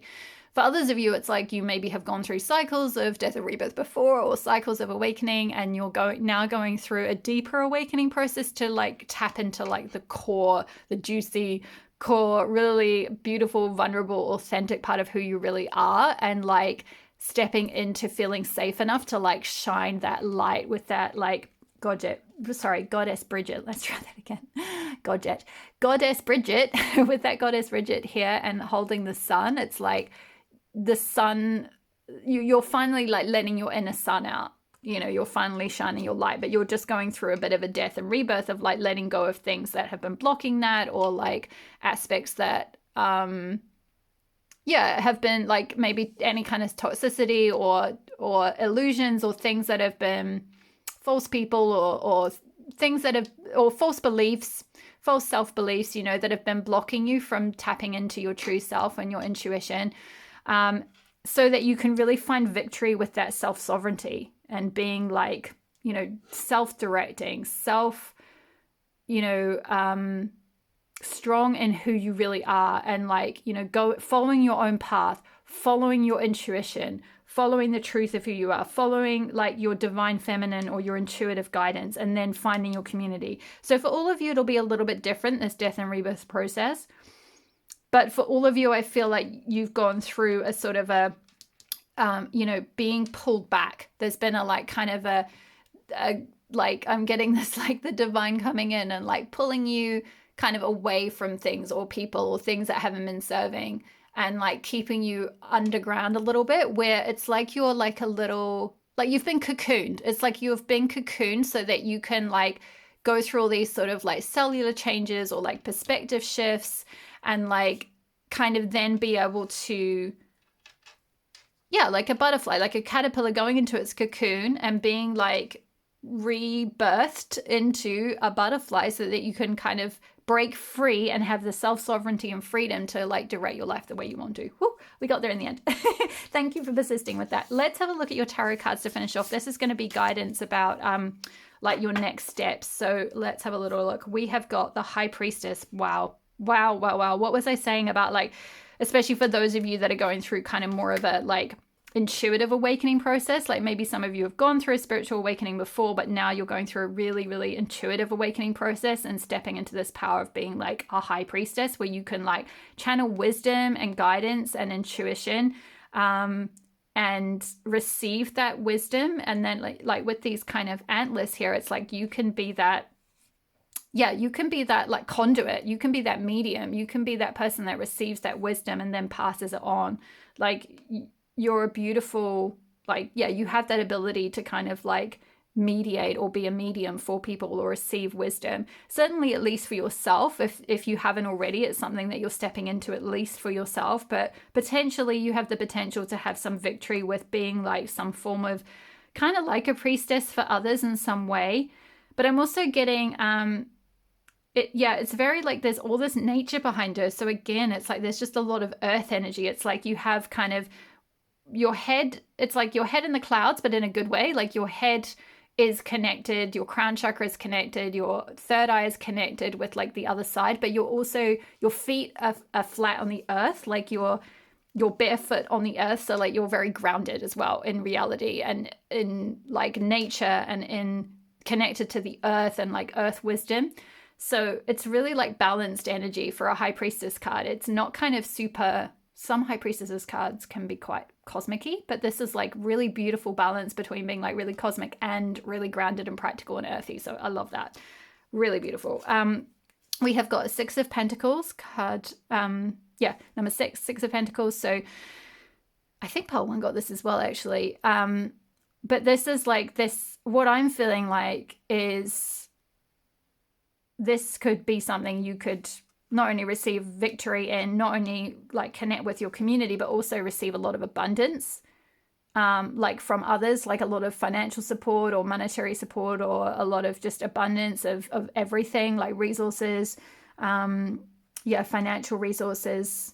And also then be in a position to be able to give to others, like through giving your wisdom and like channeling that like wisdom and intuitive guidance and giving it to others. Like you in turn will be supported and will receive abundance in turn.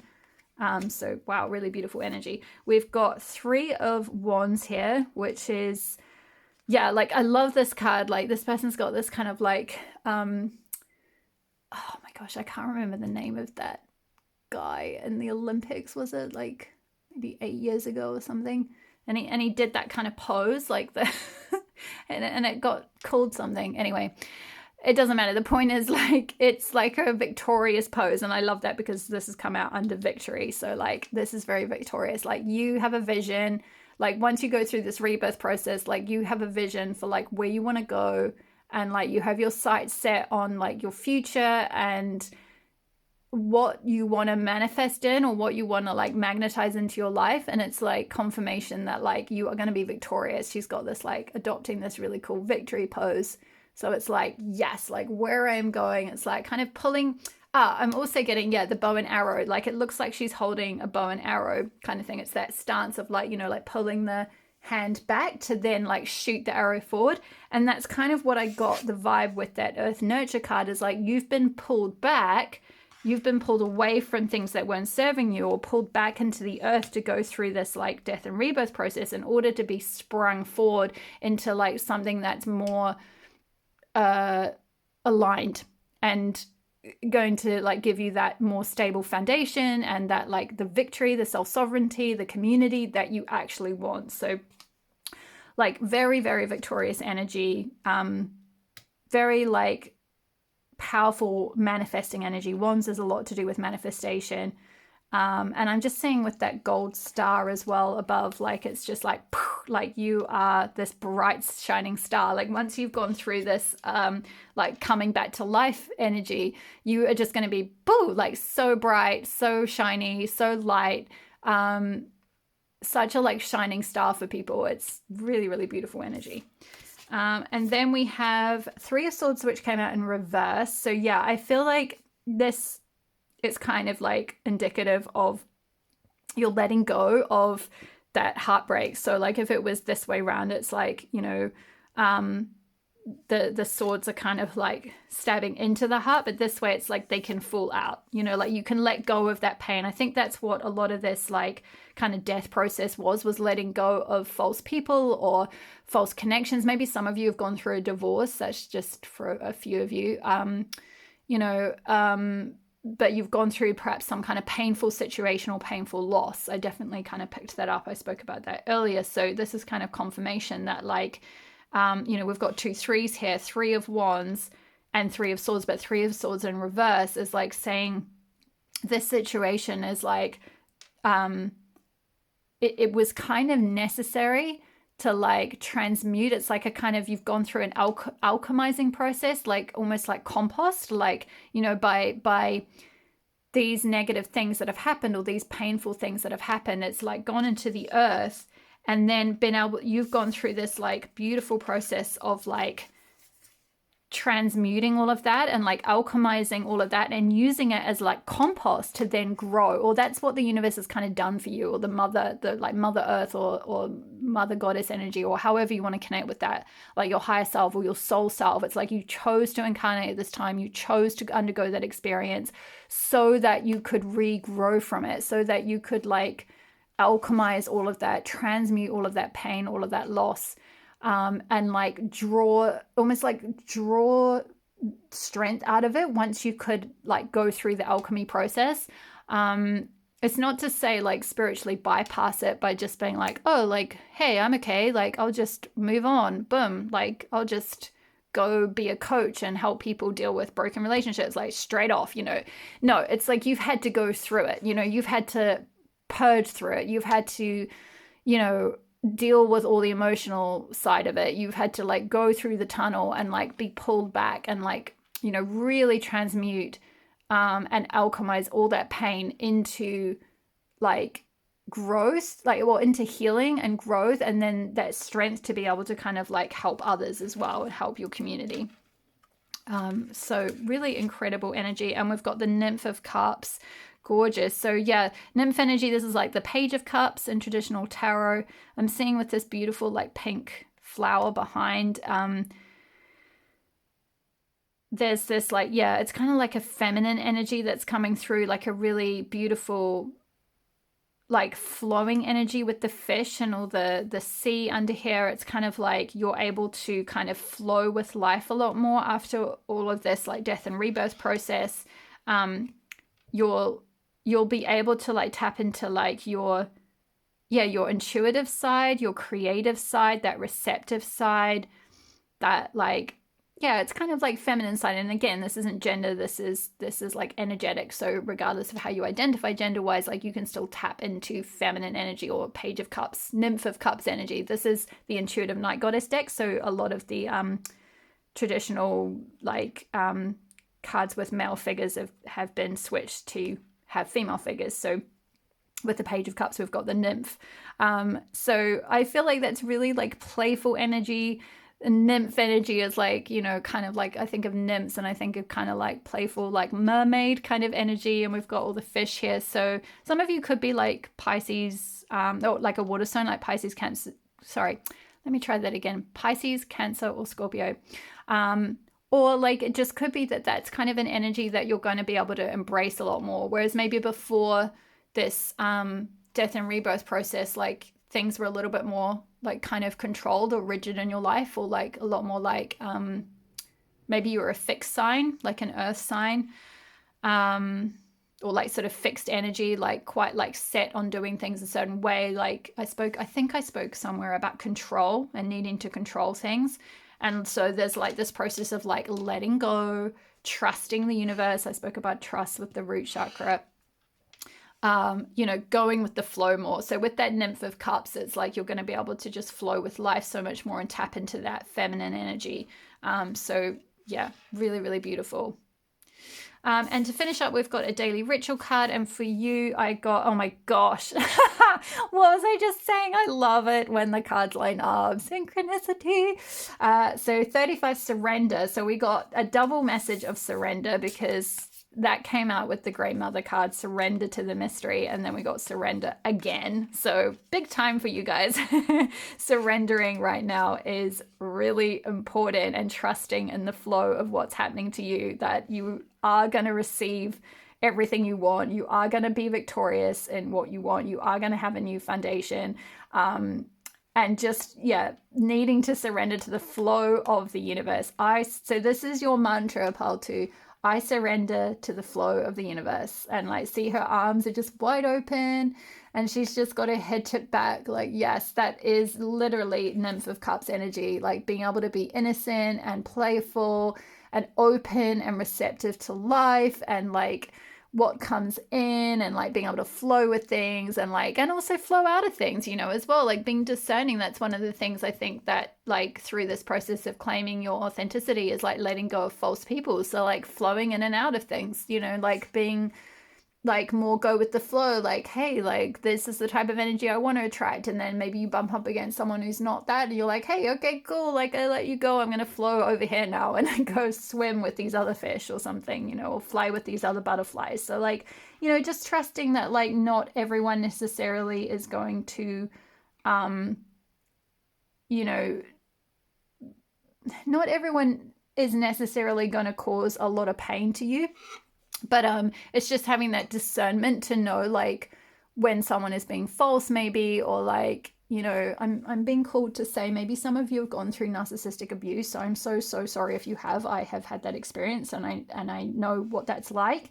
and it is just hell on earth. But I will say that if you have just gone through that, or it's something that you resonate with or something, that it was the breaking but also the making of me, because you do just go through like the most incredible rebirth as a result of having gone through something painful like that, and you do find your true self, and you do get to a point where you can discern, you know, when someone is in that energy, or, you know, you get to a point where you can have that inner strength and be able to like have sort of laser sharp intuition, like with the high priestess, and be able to just repel straight off. You can just see through people straight away, and you trust your intuition. I spoke about trust a lot with that root chakra color coming through. So yeah, surrendering to the flow. So and I think this might be as well with that 3 of Swords and letting go of heartbreak and pain, is like, you know, also making sure you're not kind of carrying that through to like, you know, further connections, and like you know, knowing that that had to happen for a reason, again, so that you could alchemize it and like take like mine all of that for like, it's like compost, you know, like, you know how compost helps certain I'm not a gardener, so I'm gonna like probably totally butcher this, but from what I understand, compost kind of really helps give nutrients, like added nutrients to plants so that they can grow, like especially things like roses and stuff, I think.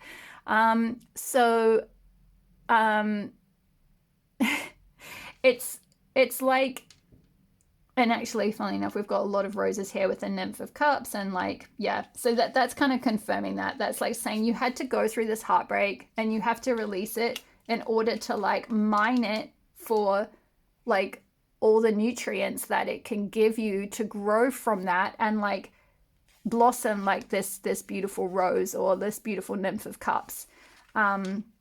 So yeah, so surrender to everything. Trust that there is a rhyme and reason for everything, that everything happens for a reason, and trust the flow of the universe and where you're being guided, and you will get through this process. You will get through this rebirth. You will be victorious. You will find your community, but there's definitely just a bit of a need to surrender at this point. Okay, my lovely souls, I'm going to leave your reading there, pile number 2. I hope that resonated for you. Please drop a comment in the box below if it did. I would love to hear from you. I always reply to all my comments. Don't forget to hit the subscribe button and the notification bell if you haven't already, and hit the like button if you liked the reading. It just helps me know which content that you guys are enjoying. And yeah, all the best with your journey. All my love and support from the goddesses. You have got this, and I will see you in the next reading. All my love. Bye.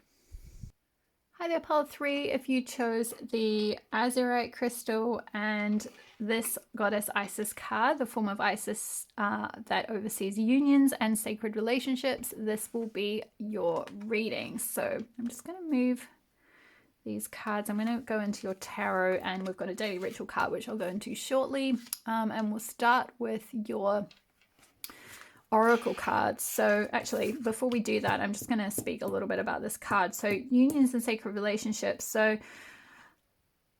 I feel like for you, pile number 3, this might be something that you are trying to manifest. I feel like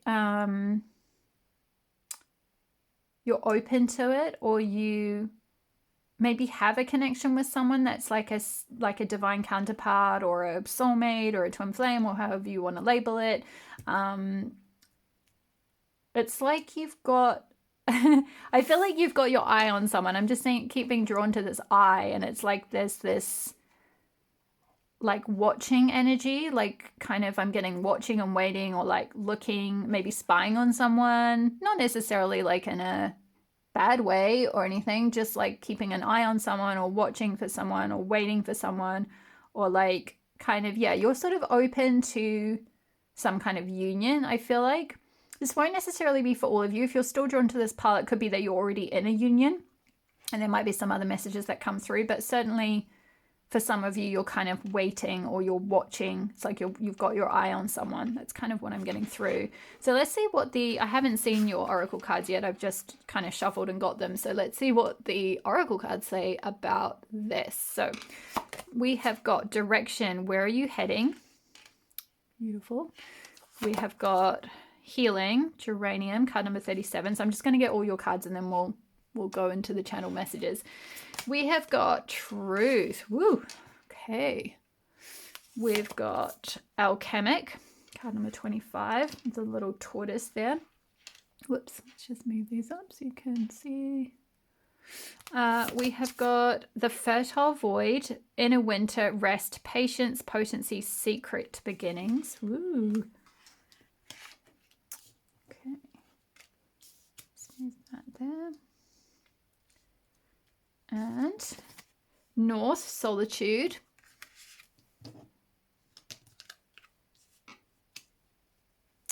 And patterns. That's the final card. Okay, pile number 3. So, whoops, sorry. What I'm getting through for you, pile number 3, is it's interesting. We've got 2 kind of winter cards here because we've got this, the fertile void, inner winter, and rest. And I'll come to the other parts in a minute. And then we've got north and solitude, and we've got a polar bear and mountains. So what I'm getting for you, pile number 3, is this energy of you've been in a period of time, or you are in a period of time, which is kind of like the void. It's like winter. It's like everything is kind of dead. Nothing is happening, or nothing is happening on the surface, so to speak. Nothing is really growing. But it's a very fertile void. It's like not just a void for no reason. It's not just like blank or like whatever for just randomly. It's like clearing a blank slate in order to kind of like plant some new seeds and see them grow. It's kind of what I'm getting. It's like, maybe for some of you, I'm picking up with solitude. It's like you might have been through a period of time of being single. And maybe you're a bit frustrated about that. Maybe you're wanting to, that's why you picked this card. You're wanting to manifest a union or a sacred relationship, either with someone in particular or just with someone, you know, like just like you're just, I'm getting someone being like, yeah, just anyone at this point.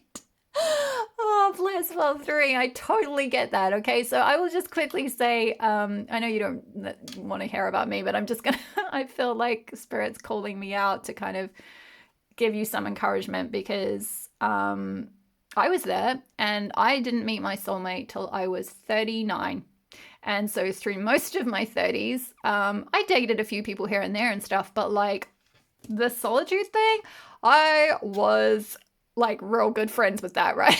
Like I had a lot of time to practice solitude. So I hear you, pile 3, loud and clear. I hear your struggle, I hear your pain, or your like, it's not even really pain. I'm kind of just getting frustration energy more than anything, or like I'm just getting this, where is he? I'm getting, actually, it's really funny that, and I used to send my friends this GIF or like whatever it is, meme or whatever, of Charlotte from Sex and the City. So those of you who are a bit older who've watched Sex and the City, you might remember this. Like she has this scene where she's like, she says something like, I've been like dating since I was 15. Like, where is he already? And she's really like, ah. And then like shortly after that, I think, because I'm pretty sure this is after her marriage had broken, her first marriage had broken down, and then she meets the lawyer, actually, the guy who's the lawyer for her divorce. She meets him, and he ends up being her husband. And she's like older by that point. I can't remember exactly how old she is, but she's probably in her late 30s. But anyway, I just wanted to say, for those of you that are like, oh my gosh, like in that really frustrated energy of like how long, like I just feel like I've been in winter for ages. If that's how you're feeling, like I have been alone for ages, I have been in solitude for ages, if it's felt like a sort of winter period in your life for a long time, like trust that you are going through it for a reason. Patience. I'm so sorry. I hate having to tell people stuff that I know you don't want to hear. I'm like, Spirit, do I have to say this? But it is on the card. It says patience, potency, secret beginnings. What I feel like from secret beginnings is like trusting that there is something that's going to come off the back of all this solitude. Like there is a sacred union for you. If you've been drawn to this pile, there is someone for you. There is a soulmate or a divine counterpart or a twin flame or however whatever you want to manifest, a partner, someone to marry, just even somebody to date. If you're not even necessarily like, I don't necessarily want a commitment at this point, I just want to go on a date or something, like it might have been a long period of being solitude and you just haven't sort of felt a vibe with anyone, or you just haven't really met the right person, or you just haven't really wanted to, maybe up until now. Whatever the reason is, like, trust that like things are kind of like being created behind the scenes for you, but there's maybe a little bit of healing to go through, which again, I feel like this might be a little bit frustrating for some of you, part 3, I'm not gonna lie. Because I know when I got messages like this when I was in the place you were in, that I just was like, I have done so much healing. How much more do I have to do? Like, it just felt endless. And honestly, it doesn't end, because even when you're in a sacred union or a relationship or a marriage or whatever, there is still healing to be done. It is a cycle. It's cycles. It's like there are constant cycles of things. There are constant things that come up. Like there are, like if you've been through some stuff in the past, like in your childhood, which we all have, right? To greater or lesser extent. No one has had a perfect childhood. No one's come out of this thing like perfect, right? So everyone's been through stuff, and you get into a relationship, and relationships are mirrors, and they just trigger things that have been buried or wounds or whatever to come up for healing. So like, even though I have met my soulmate and I'm in a relationship, the grand old age of 39,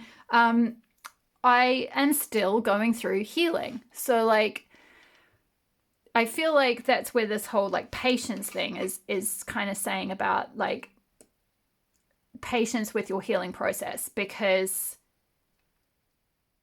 you needed to go through this period of solitude in order to go through a certain level of healing, and healing some patterns of behavior, or like patterns of belief or patterns of relating,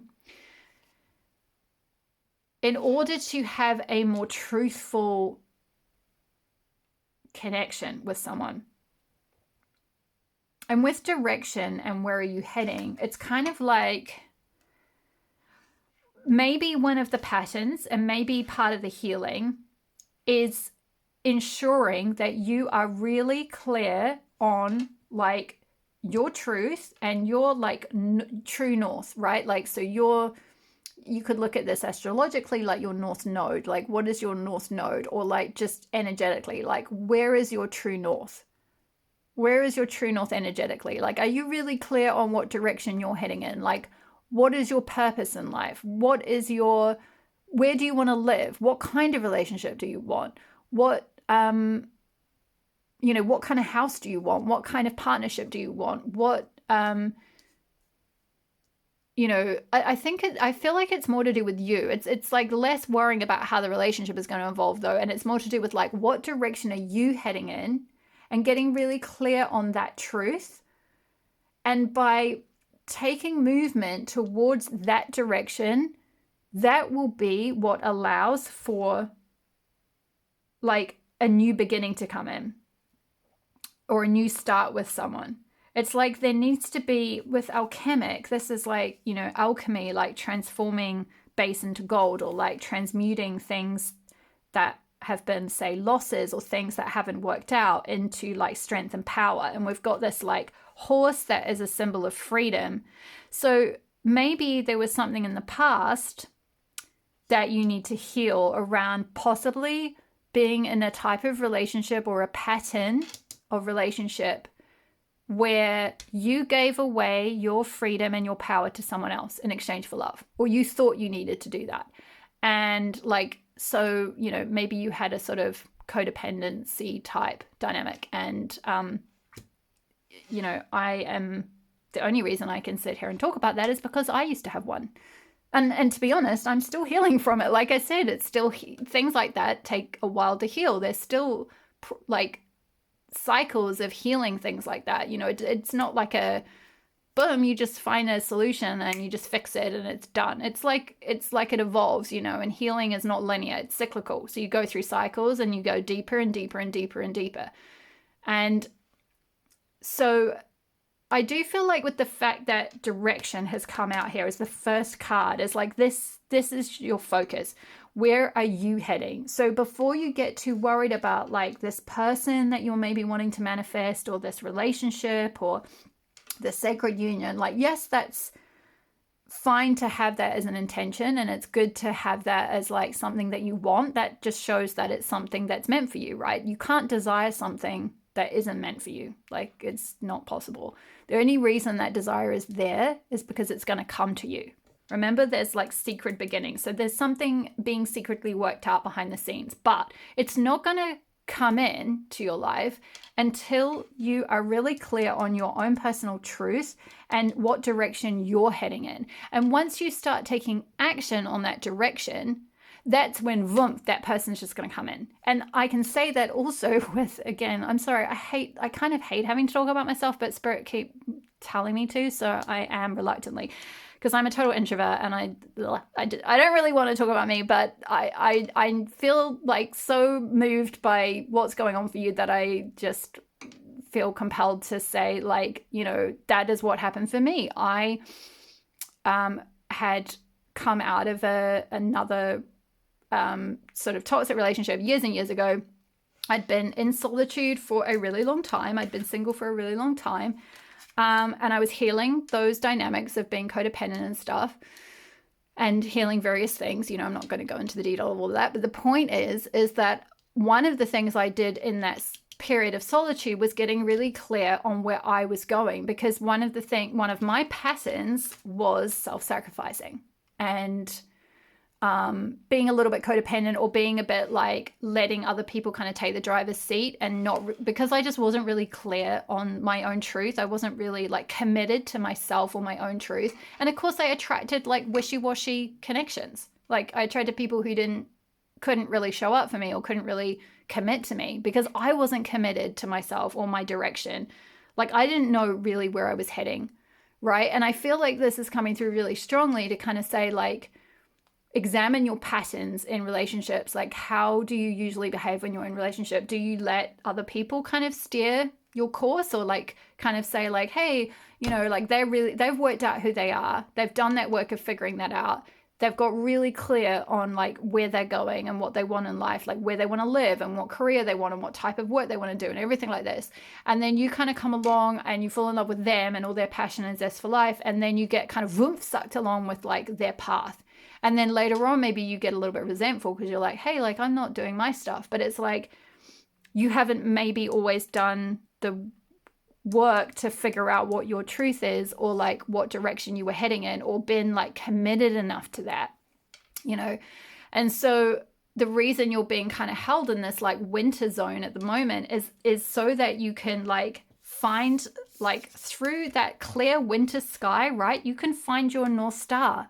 You can find your true north. You can find, through not having any outside influence around you, like any external people or partners or dates or whatever, being like, oh, hey, what about this? Or what about that? Or let's go here, or let's do that. And like, you haven't done that work of like really anchoring in who you really are and what you want and where you're going. And so you're getting like bombarded with influences of other people. So you could be an empath, pile 3. You could find it really hard to differentiate other people's energy from your own. So that's partly also why it's really important that you're kept in this void state for now, this like winter zone, so that you can kind of find your potency, so that you can find the essence of who you are without any like distracting energy coming in and interfering, so that you can feel what it feels like to be really like anchored in your own energy and be like, yeah, this is me. This is what I want. This is my truth. This is like my direction. that's what you're kind of healing. We've got like direction and truth with healing in the middle. It's like that is why you're in the void, or why you're in solitude, because you've got to alchemize that. You've got to like draw on like all the patterns of, you know, sort of whether it's codependency or something else, some other kind of pattern that you have in relationships. Yeah, and with the tortoise here, I'm kind of getting like, it's like slow and steady wins the race, right? Like it's not, this is not something you can do fast. It's not to say you can't manifest a partner quickly. Like I don't want to kind of discourage you, but I'm just saying like this isn't an overnight process. It's kind of like the process of self-discovery and discovering your own truth and your own true north is like an endless process. Like it takes your whole life, but you've got to start that direction and start heading in that direction and taking steps in that direction consistently, right? Like not just in order to get a partner, not just like in order to like seem like you've got it together on the outside. And like for me, that really was the crux, was like before I'd kind of gone through some of the steps of figuring out my truth and what I wanted and what direction I was headed. And again, I kind of attracted wishy-washy connections. And then when I like really cleared everyone else out and like went into this fertile void zone and like really got clear on who I was and what I wanted, and I started doing that was when I started doing all this stuff like tarot readings and everything like that.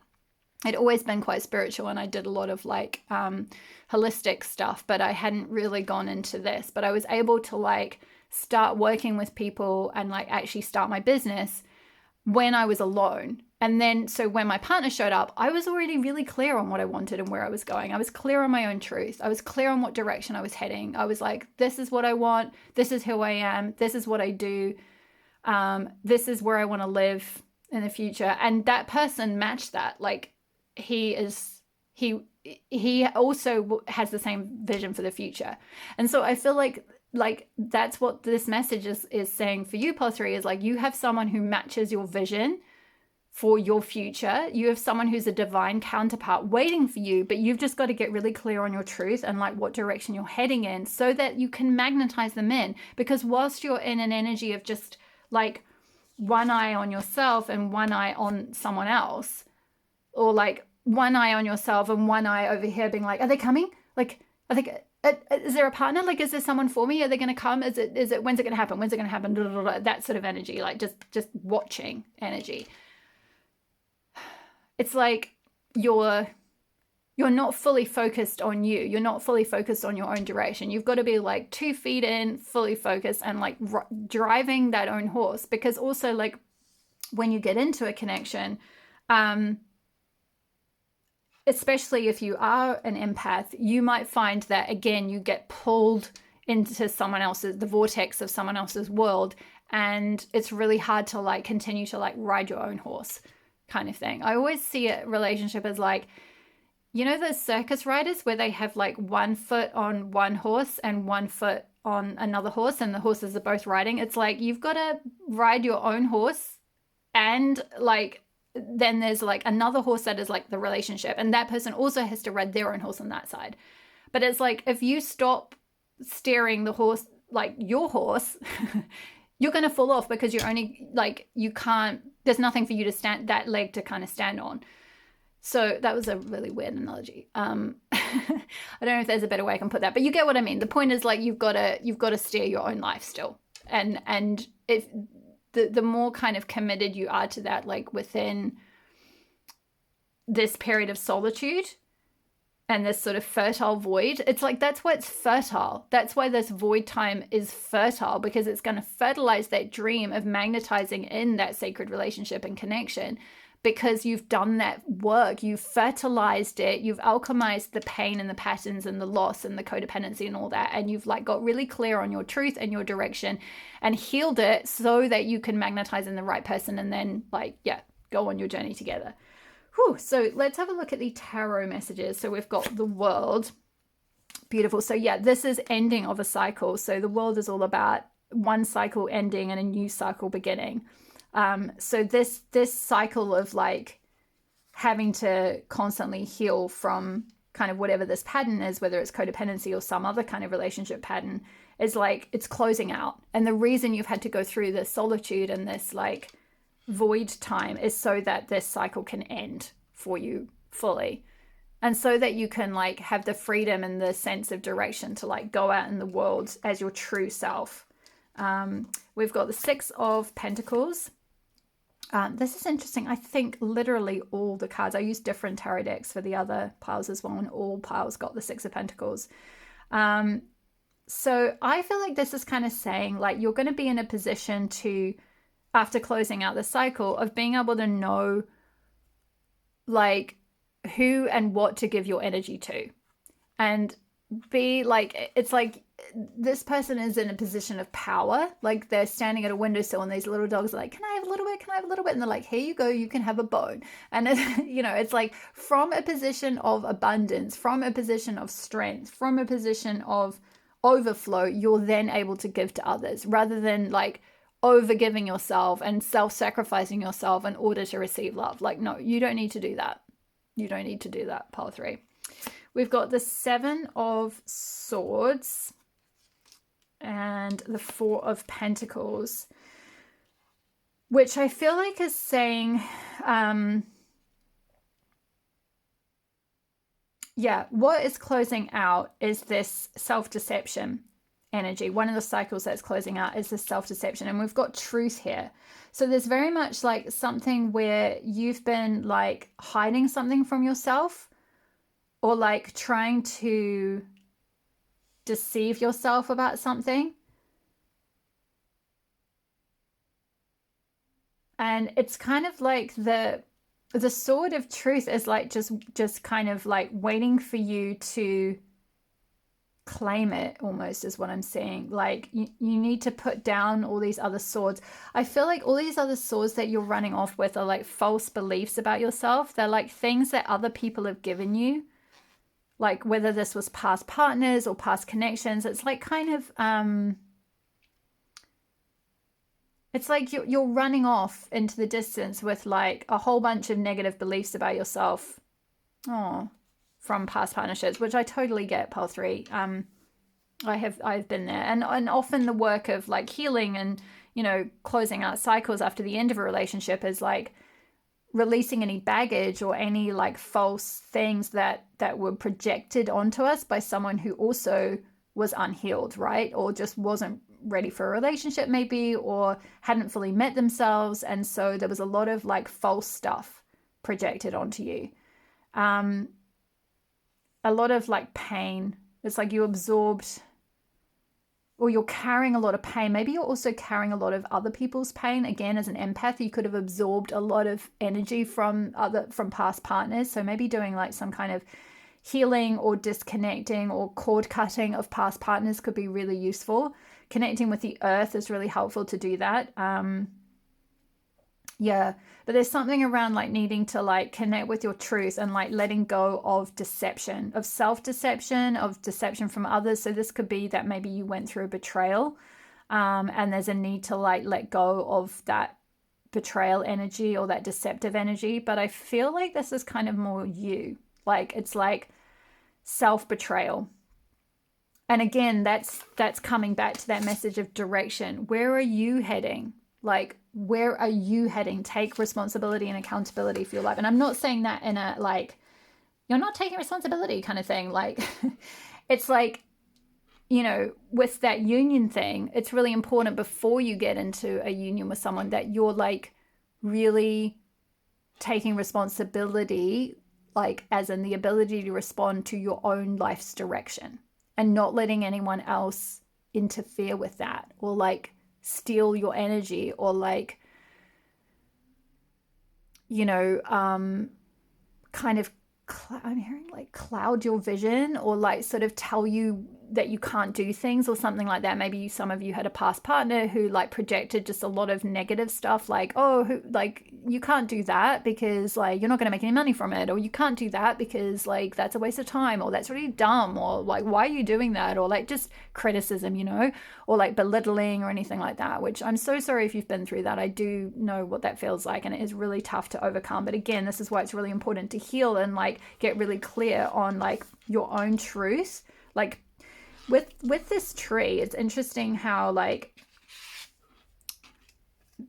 these sort of trees, like they're rooted in the ground, but like their branches are like woof, like with the wind, they can kind of bend and go a certain way.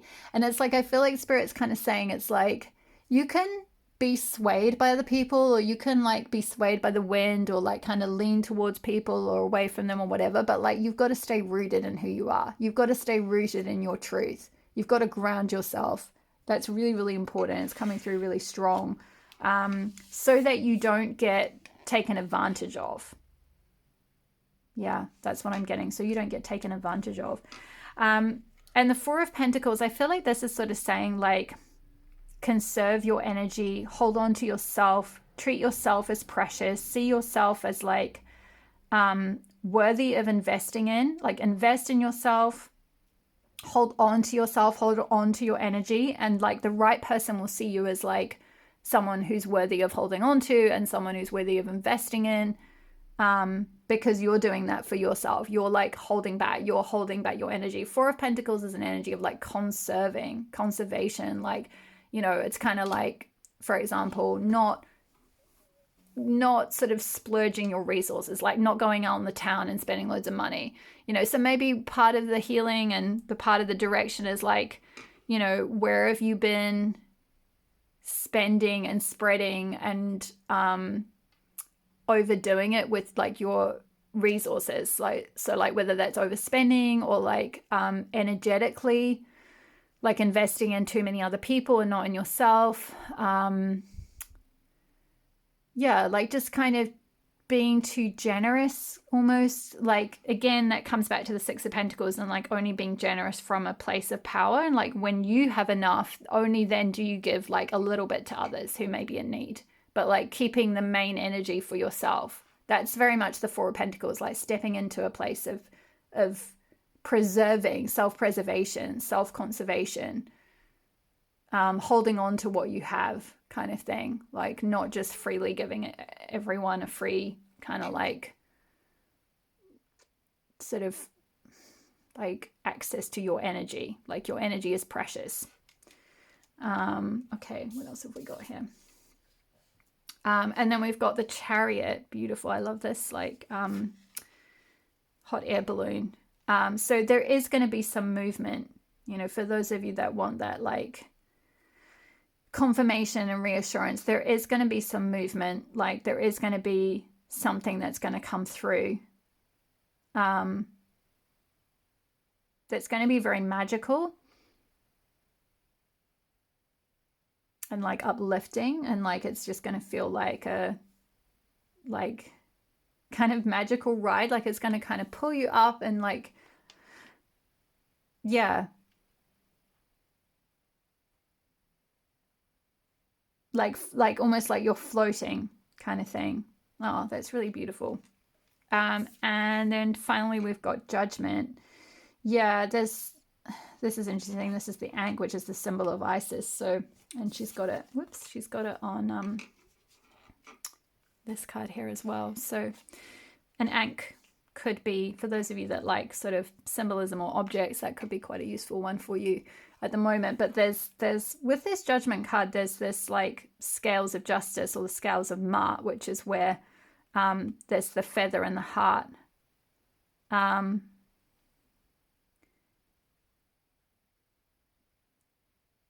Yeah, okay. What I'm getting through for this is like, again, it's this healing thing. Like when you've healed your heart so that it's like as light as a feather, and it doesn't have like, it's not weighed down by like all the pain of the past and all the hurts and deceptions and negative self-beliefs and stuff that you've absorbed and taken with you from other people or past relationships, right? Like all the patterns, all the negative patterns, whether that's from childhood or past lovers or relationships.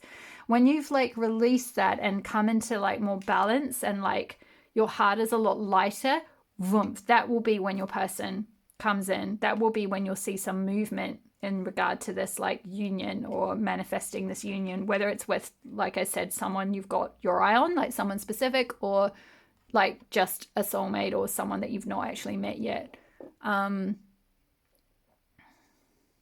I was just drawn to touching this crystal. This is a flower blossom agate, I believe.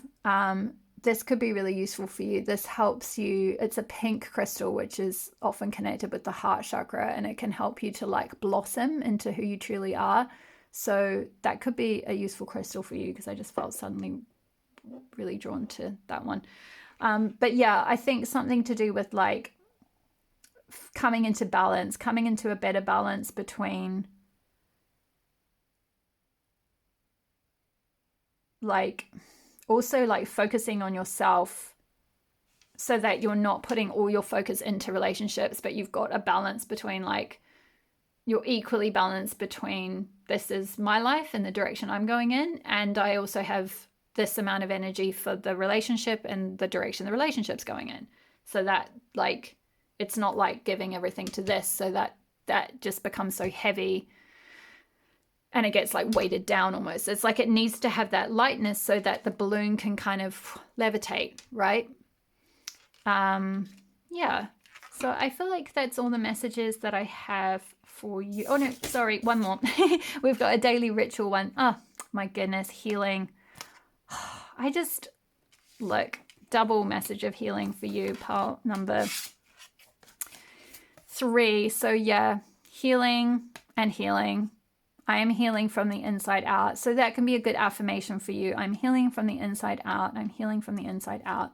And that's exactly it. That's what I said about the truth and the authenticity with the blue, the color blue, like healing from the inside out. It's like, so you're clear on who you authentically are from the inside, so you can attract someone from like the inside out kind of thing.